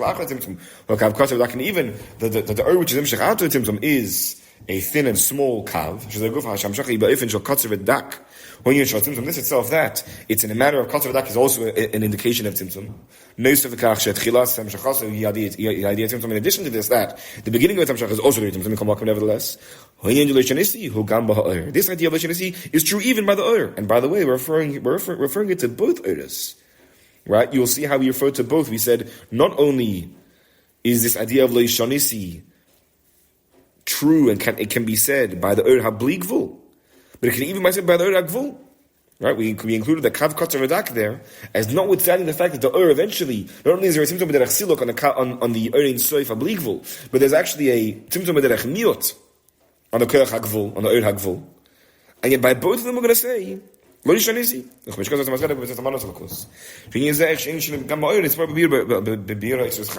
That this idea, the Tzemach Tzedek explains in this idea, this notion that there should be no shinui even in the Oir, is explained in the Bir of Eitz Chaim. So the Rebbe now brings dugmois, and you'll see that some of these mashalim are not necessarily so common in Chassidus, because some of these ideas are quite, at least I'll say, uncommon, or perhaps even novel. The Nishmas Meshabeno Haisam Michlas Atzilus. The Neshama Meshabeno was from Atzilus. Before we carry on, let's add in one more point here, which is that regarding Yosef Habli Gvul, it is easier or simpler to explain that it was Loisha Nisi. Because Ein Lachanami, there was a Tzimtzum L'Chera. There was a Tzimtzum that L'Chera had to do with Yosef Habli Gvul. But what was the Tzimtzum? The Tzimtzum changed Yosef Habli Gvul. The Tzimtzum removed Yosef Habli Gvul. In that Yosef Habli Gvul remains exactly as it was. Yosef Habli Gvul has not changed.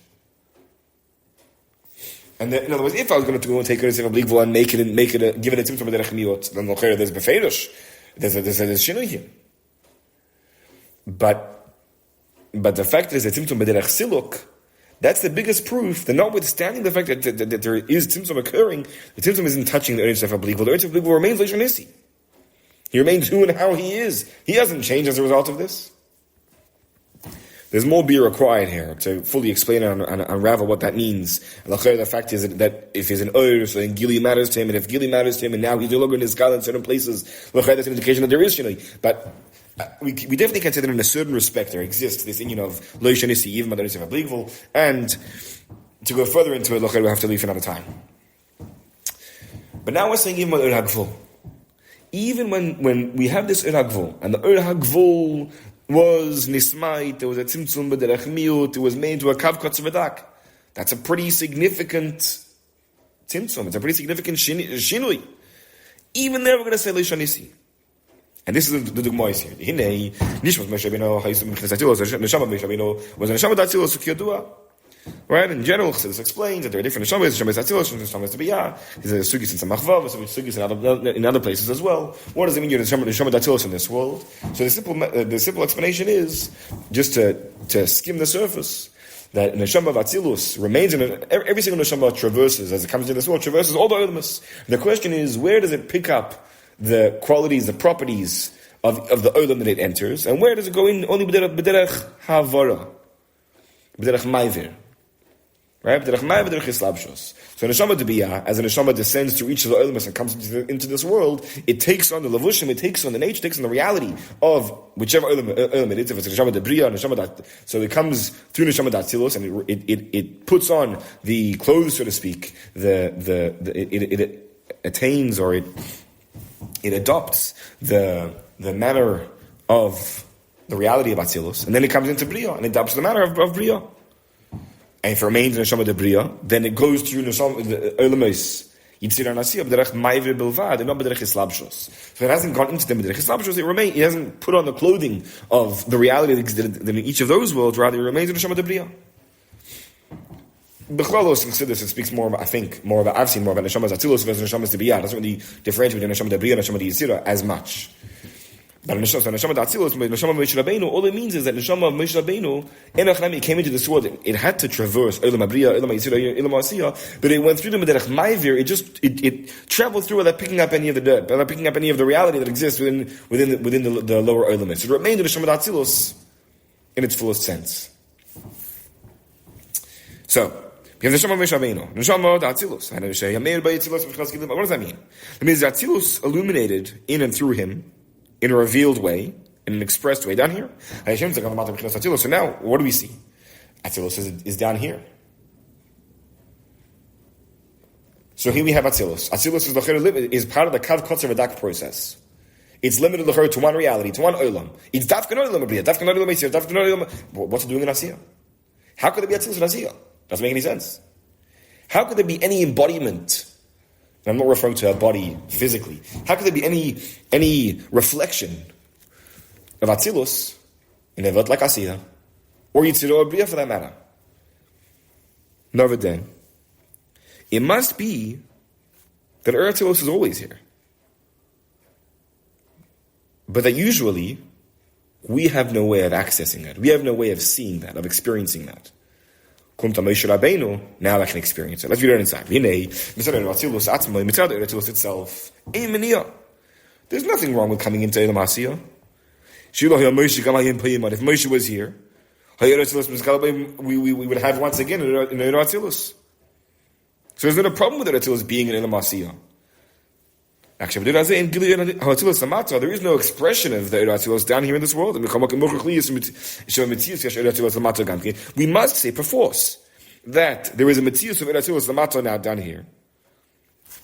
And the proof is that if there was something here, it would shine.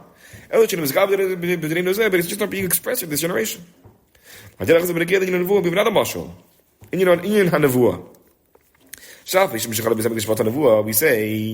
that from when the Beis Hamikdash was destroyed, the Nevuah was Batla, was Batela. We must say that there is a Metzius of Nevuah in this world. Where is the obstacle? What's holding us back from Nevuah? The Makablim.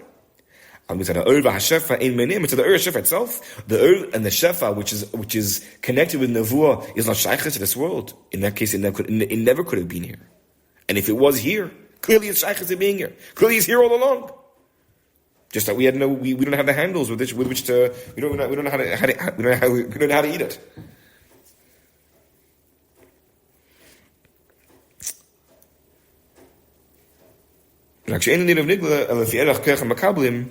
The Over Shefa exists even today, but it's not apparent, it's not expressed, it's not revealed, it's not tangible, cannot be digested. The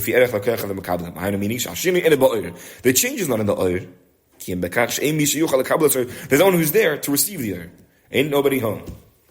A further example of this, and this is really going to bring us to the culmination of these four, which is that not only are we going to say that there's no shinui legabe atmos, which we said at the beginning, because it's an Oir, it's not a Shefa.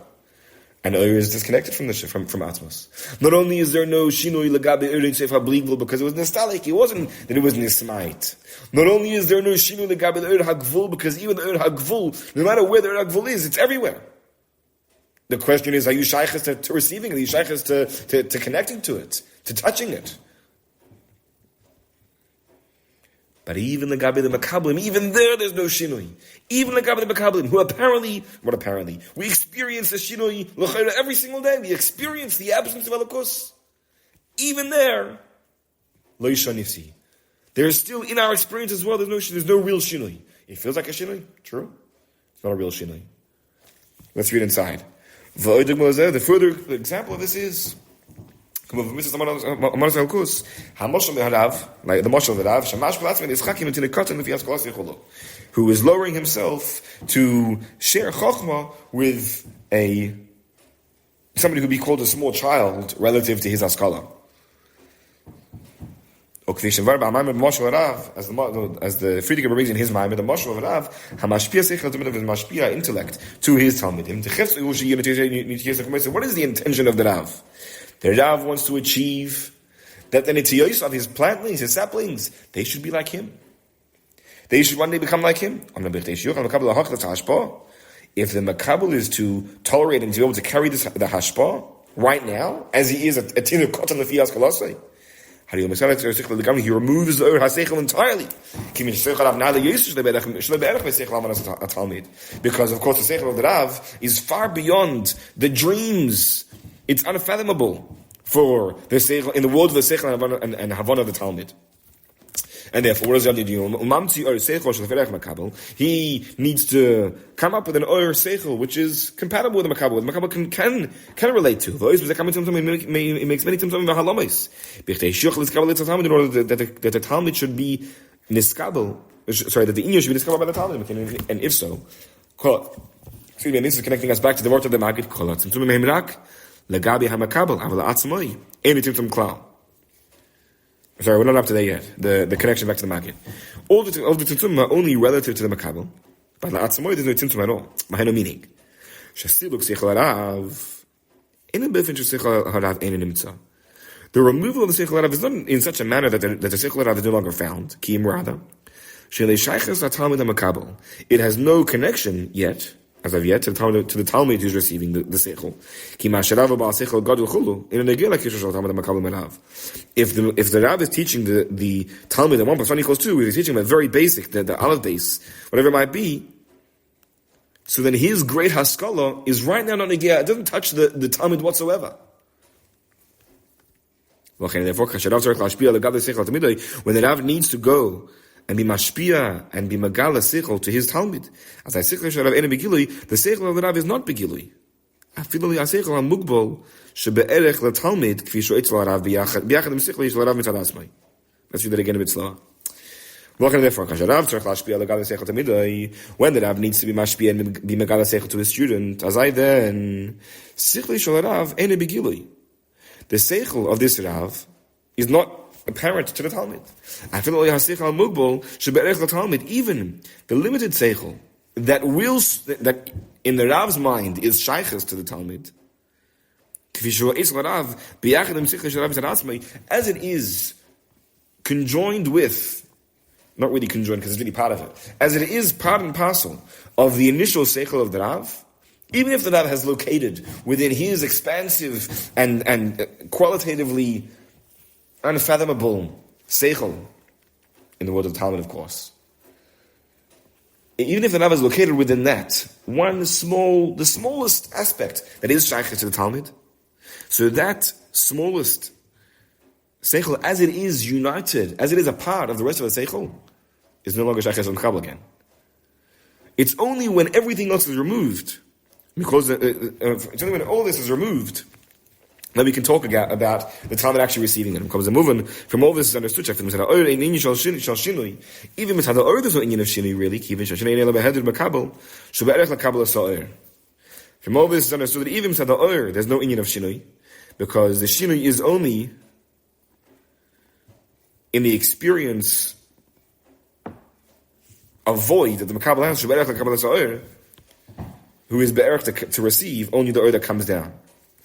Right, so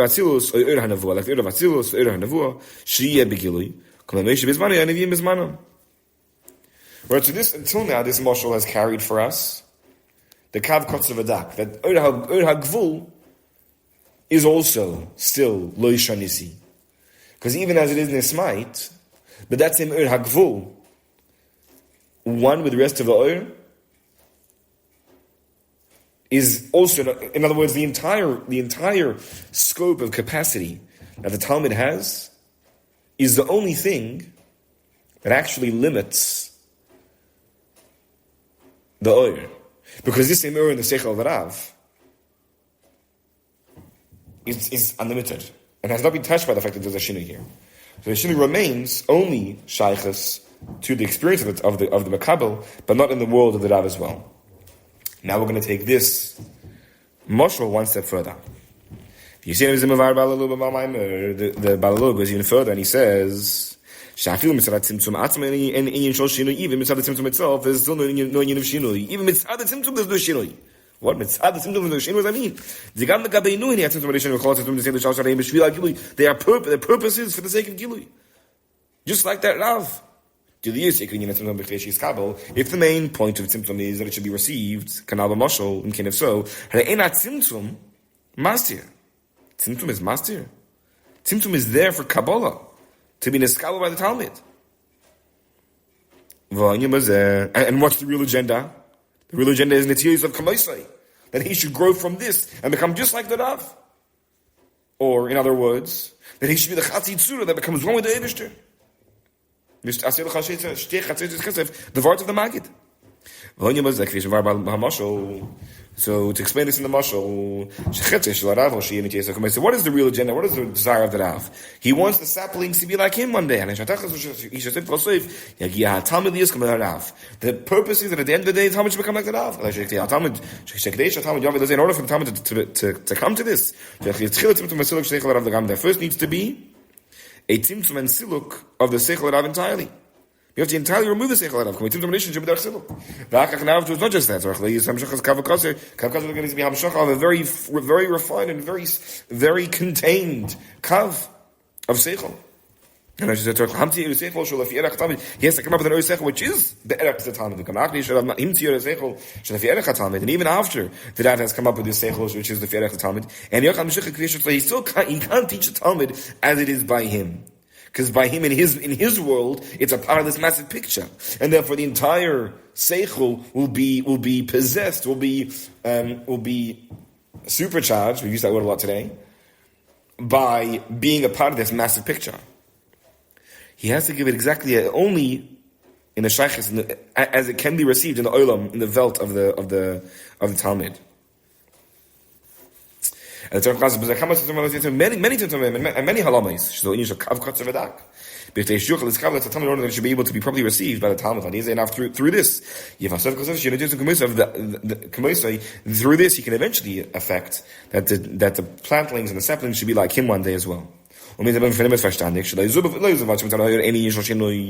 not this alone that the mitzad or there's no shinui the Eretz is here. The Ratzilus is here. The Seichel is here. Everything is here. It's not shaykh the Talmud. But even more than this. Even the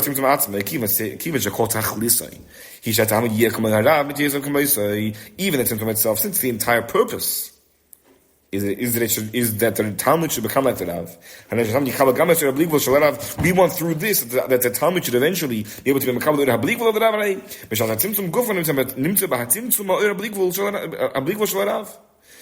During the symptom itself, in the word of the symptom, what's found there?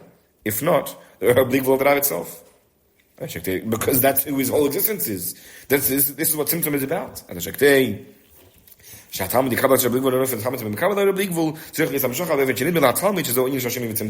needs to be in a manner, in a way, that it can be apparent in the word of the Talmud that there's a Shini Tzimtzum. In other words, it must be that there's a false Shini Tzimtzum here. The Talmud must feel, right now, for him to receive anything, he must feel that Shinoi. Is there really a Shinoi? There's really no Shinoi. Because ultimately this same Vort is a part of a massive picture, which Bez Hashem, this Talmud himself, will become just like the Rav, and will swallow and be able to relate to the entire Yosef, the entire Or HaBligva, I should say.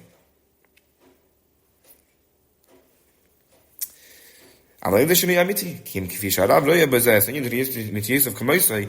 is that, as the Rav sees in this, the agenda, the purpose, the mission of Matthias of Kamoisai, that his pilot should be like him, but just it's a beginning. And therefore it remains in potential and has not been actualized. Afterwards, and it can actually carry through and be mezgal b'peos. And therefore we see that in fact, this idea of Lo Yishanisi can exist on every single plane. It does exist on every single plane. It exists in the Olam, It exists in Atzilus, in Moir, because it's Oir, after all, that's creating. And therefore this Havas doesn't touch Moir. It exists in Oir Sefer Bligvul because Oir Sefer Bligvul was nistalik. It wasn't nismait. Even in the Oir HaGvul where there was the Tzimtum Derech Miyot, that symptom isn't real. The Oir HaGvul is found on all levels, is found everywhere. And even in the Talmud Alein, there isn't really a Tzimtzum. He just thinks there's a Tzimtzum. It's an imagination. He must think there's a Tzimtzum because he won't be able to digest it otherwise. So what are we seeing therefore? Where have we come to now? We said already in Sif Daled, in Sif Gimel, we said there are many halamis, and now we're showing how Orein Seif gefindt sich b'chol tokfoi in every single one of them. And this was the point of Sif Daled. Tomorrow we take this even further, because we're going to have to say that Orein Seif even descends as far as Klippa. Maybe tomorrow, Mit Hashem. Have a good Shabbos. Wishing a good Shabbos to everybody. And shortly long before Shabbos, we'll be Zoiche, a couple of Mashiach Zakin and Machar Adillah Yisborek with Arteinim, and we'll be able to receive the Torah Chadash via Darf to Zayin. A good Tavach. I know that we're very late, and we have to finish the Maimer today, Mit Hashem. So our plan for today, Mit Hashem, will be that we have 3 Sifim left in the Maimer, Sifim Hey, Vav, and Zayin. Zayin is relatively short. In fact, all of them are short comparative to some of the previous ones. What I'll do is, for the sake of brevity and also for the sake of breaking it up, I'll read each Sif separately in a separate recording. That way it's available in order of the Sifim and each thing distinct from the next. And we will read through them relatively quickly. I think the main biurim, even though the real great, real chiddush of the Oitzer is in Sifim Hey and Vav, but it's all miyusadon, and not just that, but really, once we've discussed, we've discussed until now, or we've touched on at least, in the earlier Sifim, so Sifim Hey, Vav, and Zayin go relatively smooth, and discuss one step further. So just to catch ourselves up with where we're holding at this point, what we've discussed, what we've achieved so far in the Maimer, in the first 4 Seifim, is what we've basically shown a parallel that exists in terms of Gilui and Helim, and how the Eibusher, how Ein Sof, Gopin sich in his fullness, and B'chol Tokfa in each of them.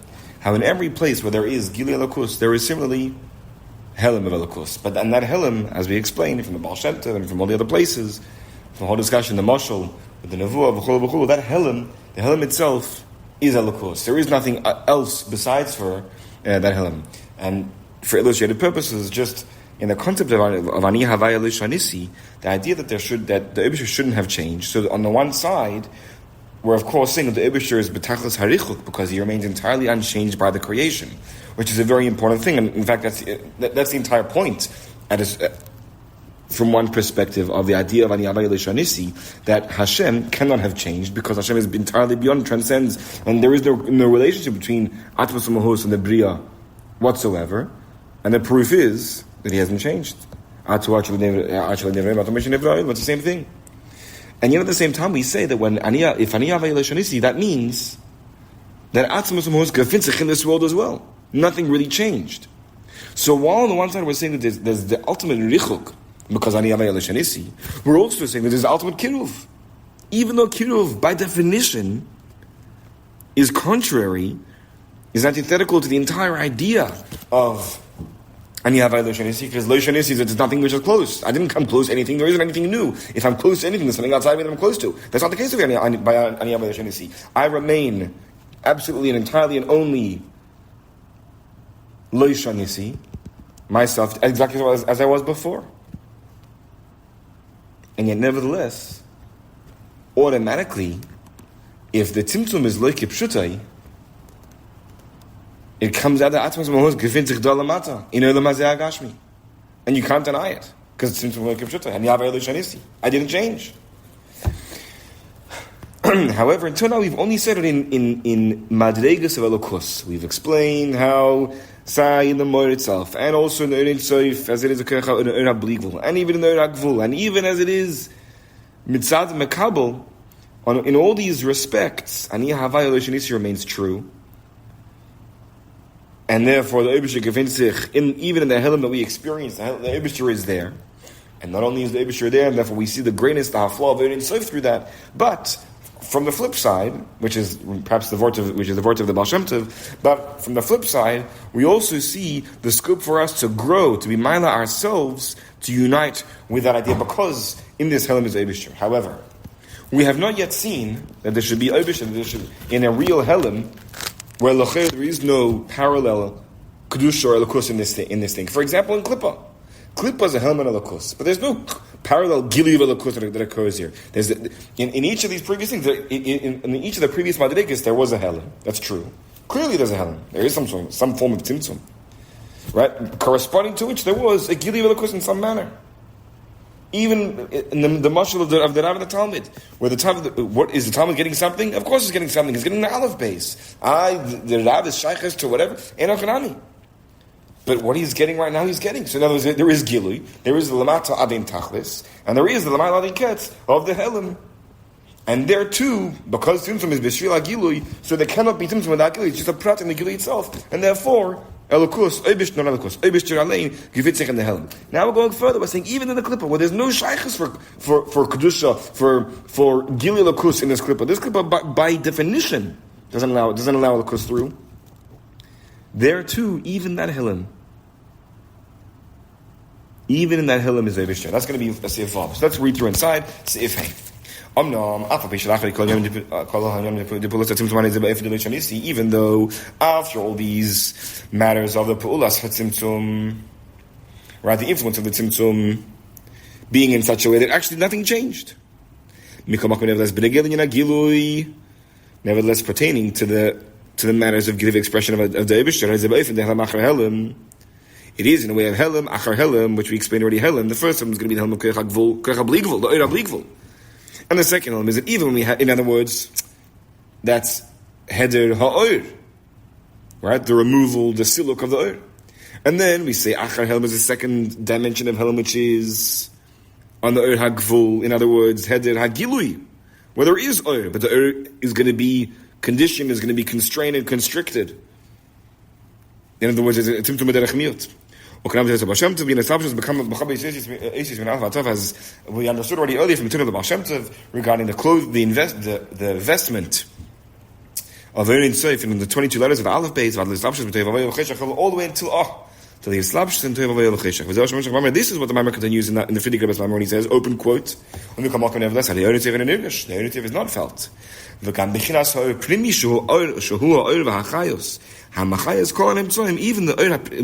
notion of the Ur Pnimi, which is an Ur V'chayos which vitalizes all of existence. There are such creations. We feel we're alive, but we don't feel that this is Chayos Eliki. Even every single person, every entity, every existence feels that there is a Chayos which is Machayet. And we know that the most important thing is the Chayos, the primary thing which gives us life is the Chayos. We understand that the Guf is only almost like a side mechutin in this whole story. But any davar of Ian Klal, Ikar HaChayos, the main thing is the Chayos. That's what really gives the life. And B'Histalkos HaChayos, by the way, the Guf remains, but the life is gone. Nevertheless, we don't feel that it's Chayos Eliki. So this then takes us a step further. Now, there is Chayos Eliki, there is Gilui, and there's Helam. I should say that way. There is Helam. But in this context, there is no Gilui. Because notwithstanding the fact that the Chayos is coming, the Chayos doesn't clearly tell us, I am Chayos Eliki. And not just that he said, the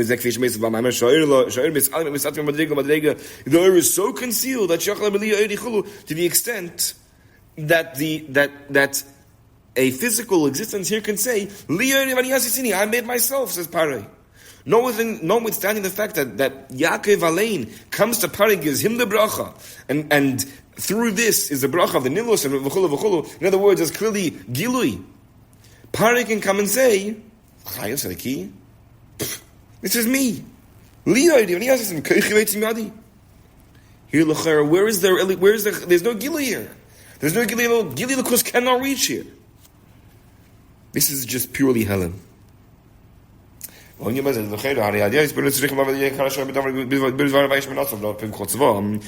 everything was true until now, and that was the be-all and end-all, that we had those 4 levels, and we lived in a world, and the Tzimtzum is B'Shvila Gilui, and therefore really the Helam that exists in the world, which corresponds and correlates and is parallels Gilui L'kus. If that was all true, so then it should be an automatic process whereby through his burden, it's like I'm Tahakara, that B'dvar Avaya Shemayim Nasa, we're close to the Abisha made the world, B'dvar Avaya. Ukfi Shemar, Marash explains, this is one of the Mamarim that the Rebbe Marash repeated many times, that every Davar Gashmi is composed of 4 elements. Eish, Ruach, Mayim, and Afar. When there is the decomposition of these 4 Yisodos, so then nothing remains. So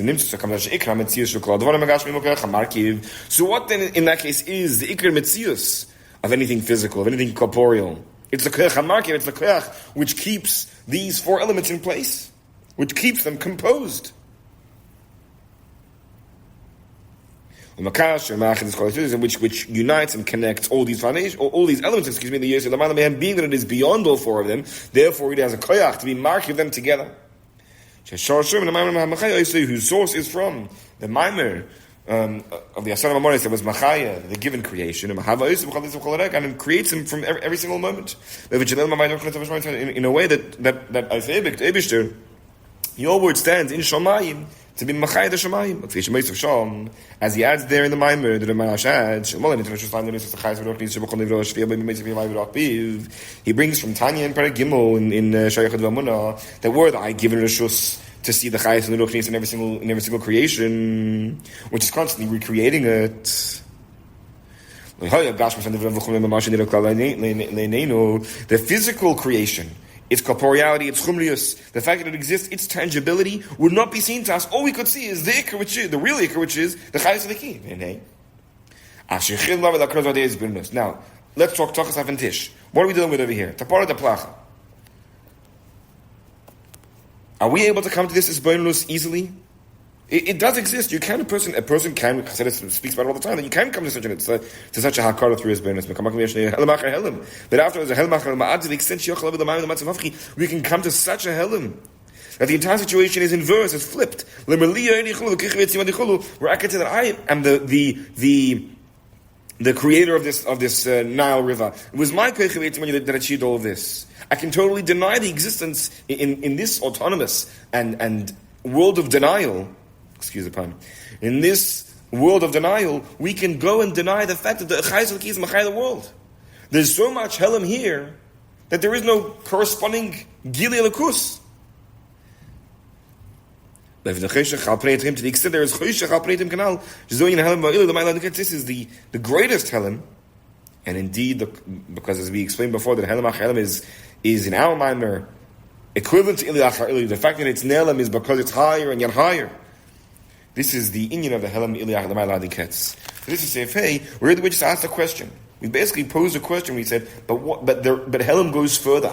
After explaining all these dargas in Gilei Lukus and explaining how in each of them there is corresponding Helam, and that nevertheless in the Helam Alain, you can't see it. That's true. There's lacking in the receiver and the recipient. Right, but Atzilus and Moshe Rabbeinu gevinzich right here. There's no kli kibble, and Nevuah is gevinzich right here in the Mazah. There's no Nevuah. We don't see the Nevuah. Okay, there's no kli kibble, but it's all here. It's all here in its fullest capacity in this world. But this kind of Helam. What about that? That's the question of this. That's really what Sifhei is. The question Sifhei is posing, and how it flows from the previous Sifim, and we'll carry on the next recording. It's Sif Vav. Now carrying right into Sif Vav, the Maamar continues in the Fidik Rebbe's Maamar, open quote, to close the Bukach Ein Soif. All of this is Nakach Ein Soif. Last is Halamis Vestidim Kelim to make such Halamis and Estate in the Kshem Shais Pashas Ba'ur Adam Adregas Hayisar Chnes Bukach Ein Soif, just like these Pashas of the Oir of Gilei Lukus of the Mata Matadin Tachlis can reach the lowest of levels, and it's all about Kach Ein Soif. Which is the Matadin Tachlis, which is the meaning of Matadin Tachlis. In the Kach Ein Soif, so too is it in the Kach Ein Soif, which conceals with many halamis and estadim. So when you know the Matadin Ketz, Mamshech continues. So we've opened a new quote, but it's basically Hamshech. This is the meaning of the pasuk. Ochin Ata Keil Mistater. Indeed, you are Keil who is Mistater. We're still on the quote. This that the Eibishter is mistater in abundant who bichinas atom mamish. You can't say that Ein Soif is what's mistater in a helim where there is no corresponding gilui. If we are to say that there is a helim where in other words, there's a vacuum, there's an absence apparently of Eibishter with no corresponding gilui. In other words, we're going a step further than the mata adin tachlis, than the koyach is pashtus, than the inyan of Ein Soif. It must be that Atta du alein, you yourself, Ebisher, Atwas mahus, you must be the one who is in this helim. This is that you're concealed with many lamas. This is atamam, just like chesed keil kol hayoim. This is by the way, this is the name Kael. Ochin Ata Kael Mistater. And regarding Kael, we give Kael, Shem Kael, the properties of Chesed Kol Hayom, kindness, all day or every day. Diyom U'Bichinas Gilui. And Yom is Yom day, clarity, sunshine. It's a time of revelation, of expression. A time where there isn't a darkness. Just like Gilui is Chesed and Shem Kael. So too. The same shame Kael. This is you. When you must fish and war machak memor shabbos for the baruch ba mishach teres amachvav v'tov ayin reish beis v'kam makemes, as the Rebbe Rashab explains at length. In some machvav and basically other places, shekashim shakayach habligvul mishach mishach bligvul amiti, just like the kayach habligvul comes from a true bligvul that is beyond any notion of geder Any notion of Hagbola, even to be bleak vul, it's not limited to that either. So too, the koyach to contain, and the koyach of containment, which is lower than the koyach to contain, and nimshachim, they come from bleak vul hu'amiti davka. Whatever the proof of this is, it's not that any ervigilui, it's impossible for it to be in its tamtim, and to limit itself, ki im, me'ayin shenimshach ha'or v'hagilui, misham nimshach ha'koyach latzamtim lahagbil. Anything which is or v'gilui, it's impossible for it to be mitzamtim, and Magbil himself, other than from the place from which the or v'gilui is nimshach. From there itself is where is nimshach l'koyach to condense, to constrict, to constrain. Va'adrabah. To the contrary, mitzad zeh behechrich lema shanyin de mitzad koyach hagvul magia ba'at the mal yisum and yin tekel and yin agilui. Mitzad this itself, perforce we must say that this idea of mitzad koyach hagvul reaches in the atta even higher than yin of kale, than which corresponds to yin agilui. Maybe the Gemara Shalom Kfish in Lamatim Natzimtzum, he brings examples of this for as it is Lamatim Natzimtzum. Ba'elamis became the Biyah. Elamis became the Biyah. Lamali Yisur became Natzilus even higher than Biyah in the Kelem of Atzilus. The Gam Lifnei Tzimtzum gives examples of this also in Lifnei Tzimtzum Adam Yechidas Atzmos. Shemon Yina Yechidas, where exists this idea of Yechidas Arv Yechidas Shaloh Kfish Emeshaveh. There is an equal ability to illuminate, and to not illuminate within Nimshach based on Yonim Demata and Taktis Mala the kids. And when this is Nimshach, these two Yonim of that earnings if should go Lamata Adin Taklis, but also that it shall be Adin Ket, should be in Yagilish, be in a hell, and Sheshne him Kach both these are Bakach Saif. This is what we say. This is what we normally say. That earning safe is the Mila Adin Ket, Lamata Adin Taklis Lashanyan, the Lamata Adin Taklis the notion that the Eibishter should come down to this world and be Nisgale in various different ways. It's true, using through halamas and condensations and contractions becoming smaller and smaller. But Gili Lukus there is that comes from that's Nimshach Kach Lahoyer. Well, you did the Malad Kres Nimshach Kach Shlellahoyer, but then you have Malad Kres Nimshach from Kach Shlellahoyer. She's okay. Let's something Halam Helmacher Helam, which is Kach to be Mitzamtim and Milim with one Helm after the next. We discussed already and to know what that means. She's a Mashkos Achinata came. This is what it means when the pasuk says Achinata came. We start to become a Kizun, become a Klippin. This means that you Obish can be a Kel Nistat to the extent that as the Mashal said, we can become a Kizun, become a Klippin. Okay, this comes down into our avodah shachlim, where it could be that we live in a world that we can even claim autonomy over the Obish that the Nile is mine, I made it as part of the we can take claim and claim the credit for whatever it might be in this world. This is davka only is it in the Koyach of Ein Sof to be Malam and Master with so many elements of Seidim. Zeo Ein Sof, Malam Adin Ketz, which is Ein Sof, Lamaila Adin Ketz, that these halomis, even halomis which go further than how far Gili can reach, how far Koyach HaGvul can reach, how far Yechelis Lahoyer can reach. We're going into a place which is exclusively hell and exclusively tzimtzum, exclusively klippa. Kamikasuin. They're Gufin Secher Ein Sof Alein. They're Gufin Sechatzim. And again, why? I have to remember. The only reason Oyer Ein Sof, being an Oyer, should have a shaykhis to being in a place which is l'chayra, contrary to the whole inyan of Oyer, is because he's Moshe Shinatas Mahus. He's wielding that koyach. Let's carry on to Sif Zayin because it's very short and we still have a bit of time. This is the Oitzer that we are giving, that the Rebbe is telling us, he is giving us. That Rabbi Yossi gives us to be victorious in the war. We give not only the Inyan, not only do we empower him to know that in every single gili is Ein Sof b'tokfoi, that we splurge and we spend and we throw away all the treasuries. The Eiser is that it's concealed. A treasury is definitely to be concealed. There's of halamis and iluyim that are l'mayla adiketz. Through this hakara, through this recognition that the Eibishter in the halamis themselves, even those which surpass, which don't allow for Gilu to be there, even there the Helam itself is Eibishter. Through that hakara, we are Menatzchim at Yetzeres HaMelchama can be victorious in the war. The Kamar has explained, it's true. And this is given through the generals, through the Rabbi. They are the ones who share these Mamarim with us, who empower us, who share with us what is the Yotzer, how to access the Yotzer. The point here is for them to reach you, to reach me, to reach the people who are on the ground, the foot soldiers. Anshe Atzava. They are the ones, we are the ones who are going to be Me'atzech the Melchama B'Poel Mamash. Just like in Yitzias Mitzrayim. Bnei Yisrael are called the army of Hashem, also Yotzer Kol Tzivos Havayim Me'atzech Mitzrayim Gimel Tzivosam. As the Pasuk says, that all Tzivos Havayim left from Eretz Mitzrayim Tzivosam, and he came to Tzivos just like those days when he came to Mitzrayim, I will show you in the future Neflois. The Beis Mashiach Tzidkinu, I did Havodah B'Meshach Zman HaGolus, by Yitzilas Melchama, through our Avodah, throughout Meshach Zman HaGolus.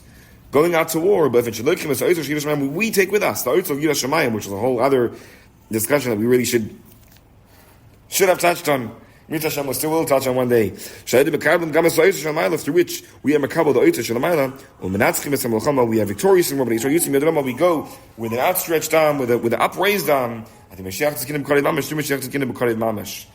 A big Yasha Koyach to Rabbi the opportunity, and thank you to Mamash Zain for talking in the Maimer's Geschmack. And most importantly, that we should connect to the end of the Maimer. There is a Hadron as part of the Farbrengen, the whole Farbrengen, that Mamash brings the Maimer.